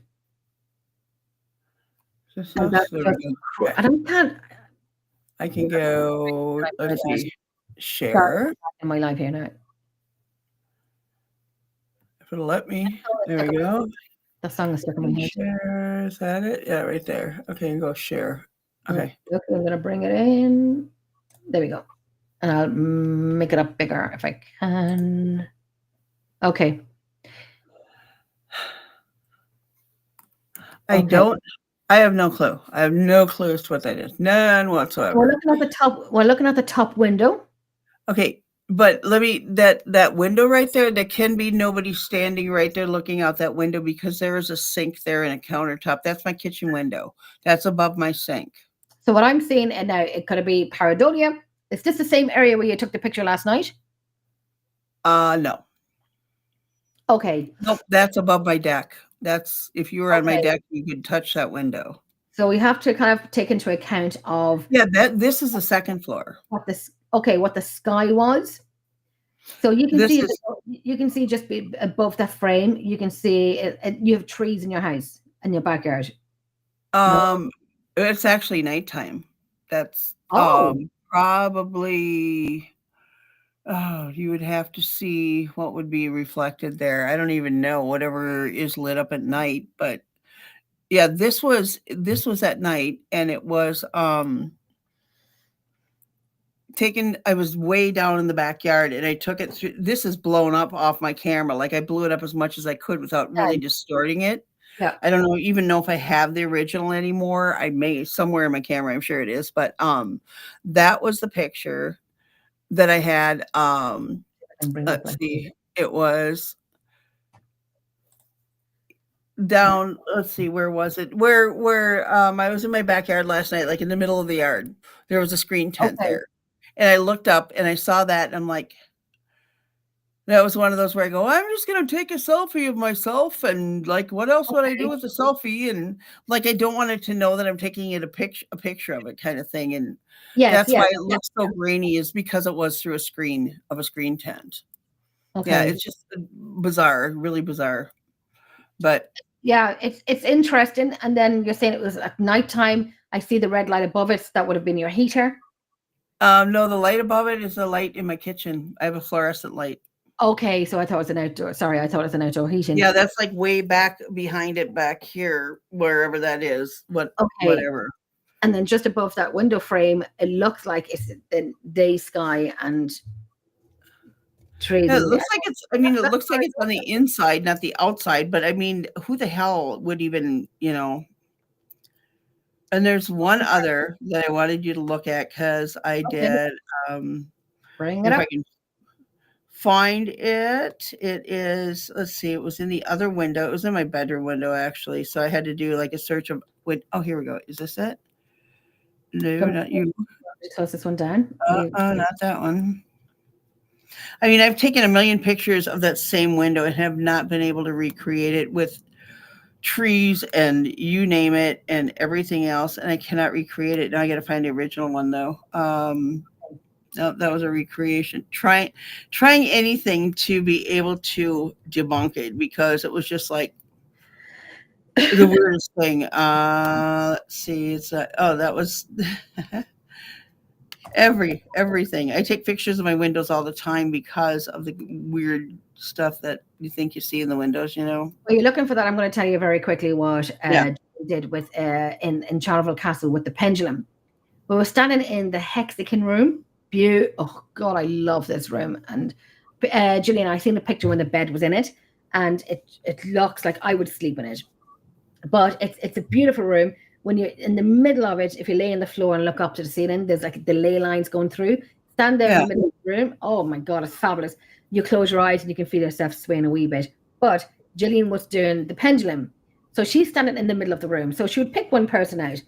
This is just like a private tour that she gave me and some people that I knew. And I love the word people that I knew. So she would call one person out, and she would ask them to walk around the room. You will see this pendulum following that person, because Gillian would say, follow this person. You will see the pendulum go like circle, and then you'll see it swaying back and forth. But when you walk around the room, it will change direction for it to follow you. When I did it as well, then I'm walking around the room. Gillian is standing there with the pendulum. It's swinging, and then it stops, and then it goes. Gillian would say, show me where Jenny is. So it will swing towards me, and then I start walking around the room, and then the pendulum will swing towards me as I walk around the room.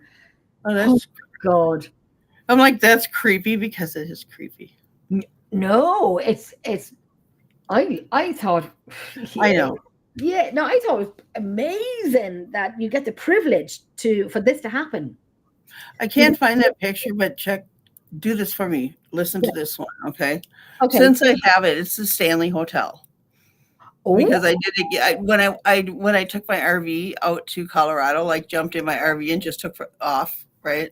Right. For what, a week or two or whatever it was. I had, and now I got to find it on here. I just sent it to you so that I could grab it on here. Okay. Stop sharing for a second and go like off of here. Alt tab. Get rid of that guy. Sorry, guy. Bye. Okay, go here. Let me bring this up. Okay, now go to share it. If it'll let me disable blah blah blah blah. Let's see, where's the share thing on here? I'm not still sharing, am I? No. I like this. Oh wait, here we go. I found it. Okay, share screen. You got it?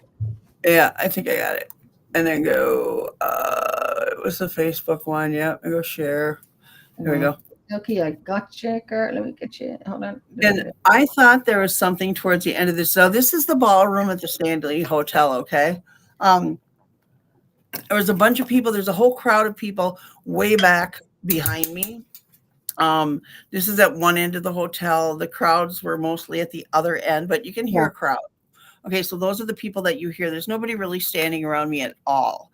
All my friends, the gals that I went with, were back by the elevator or by the Stanley steamer or whatever it was. Nobody was near me when I was watching this, okay?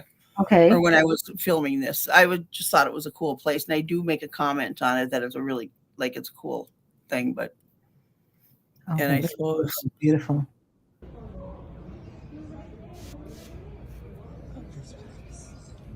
I heard this before. Right there.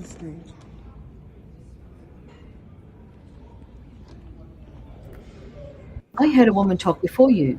Yeah.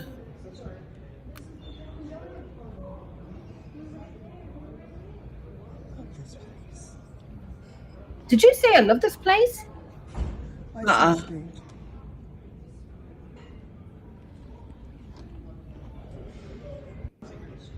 Let me see.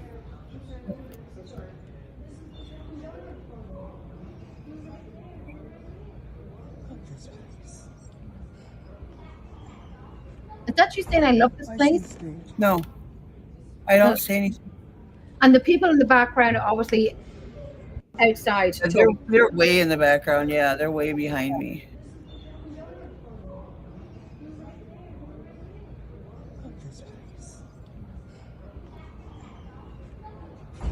I see the stage.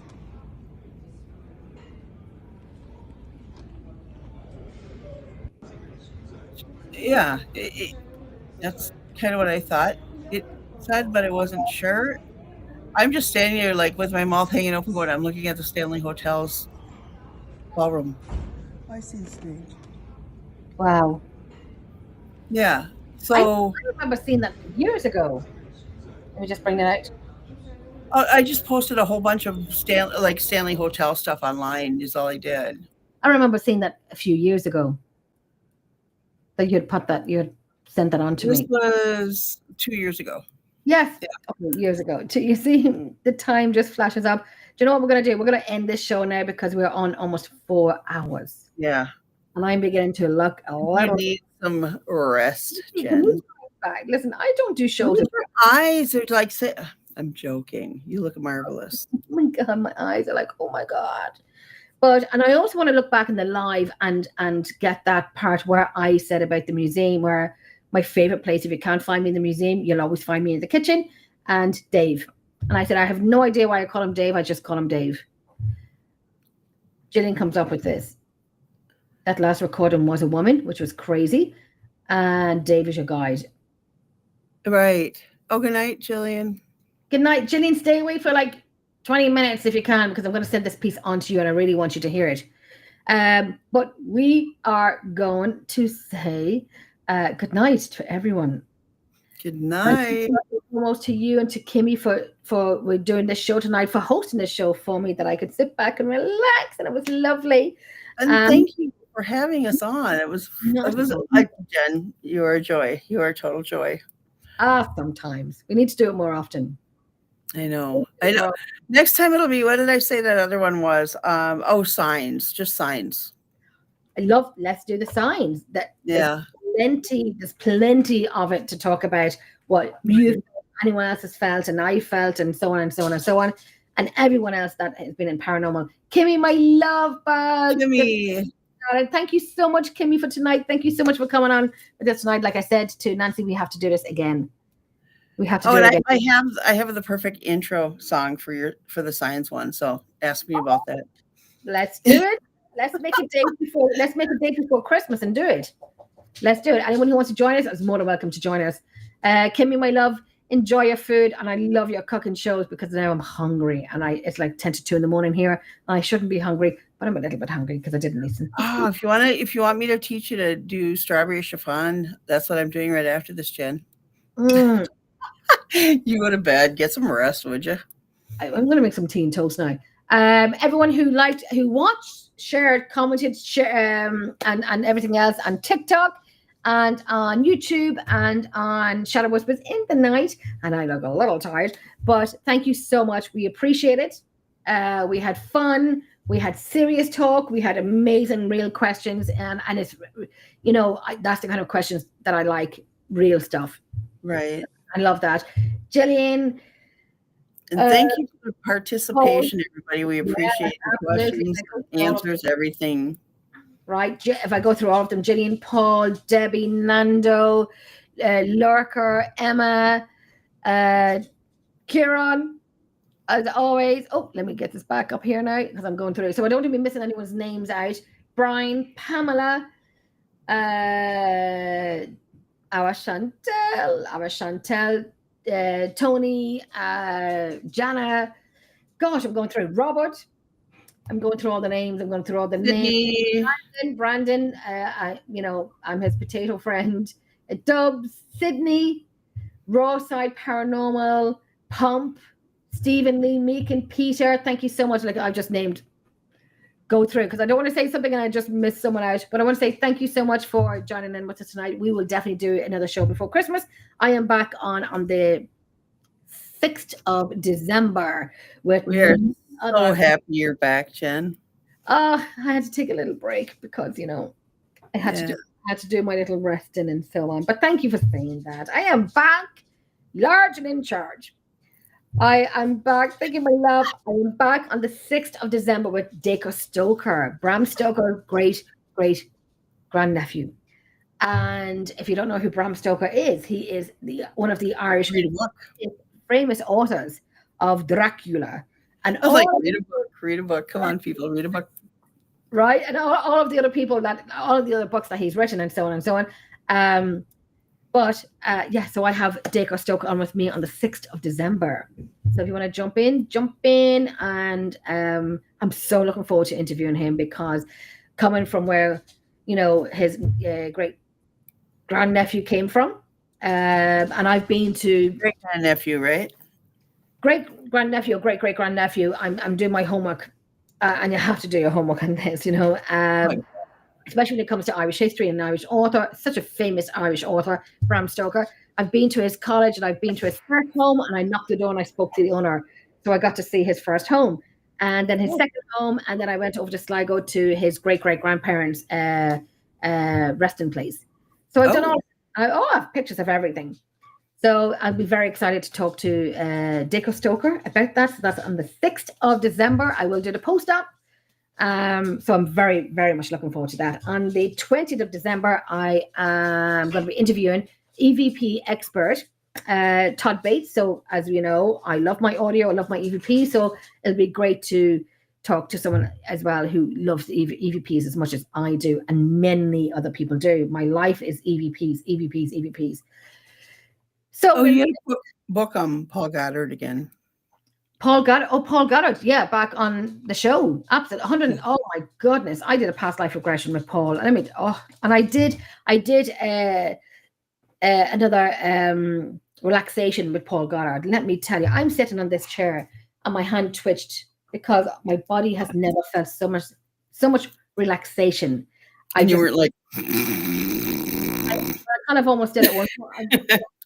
That was on the second. The first one was past life regression. The second one, I'm sitting here right on my chair, like just like this, and then my hand just kind of like twitched on my thigh, That's how much my body is.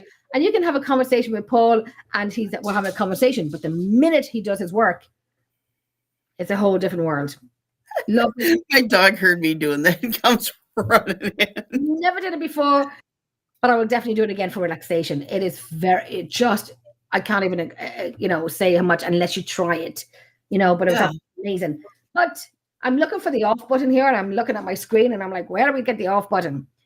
But I'm going to bring us into the background. Everyone who watched, shared, commented, and just supporting us tonight and supporting what we all do, and Gillian, it was lovely to see you after a long time. Paul, it was great to see you after a long time. Carlos, my old buddy Kieran, that's my brother. I love him. Emma, love everyone's support. Kimmi for being tonight with us. And this is an Irish goodbye, which would never. Right? I know. Right, I'm going to bring us in the background. Play the outro. Good night. Until later on, we will be back. Good night. Sleep well, wherever you are. Good morning, good night, good afternoon, good evening. Good night. Good night. Night from Ireland.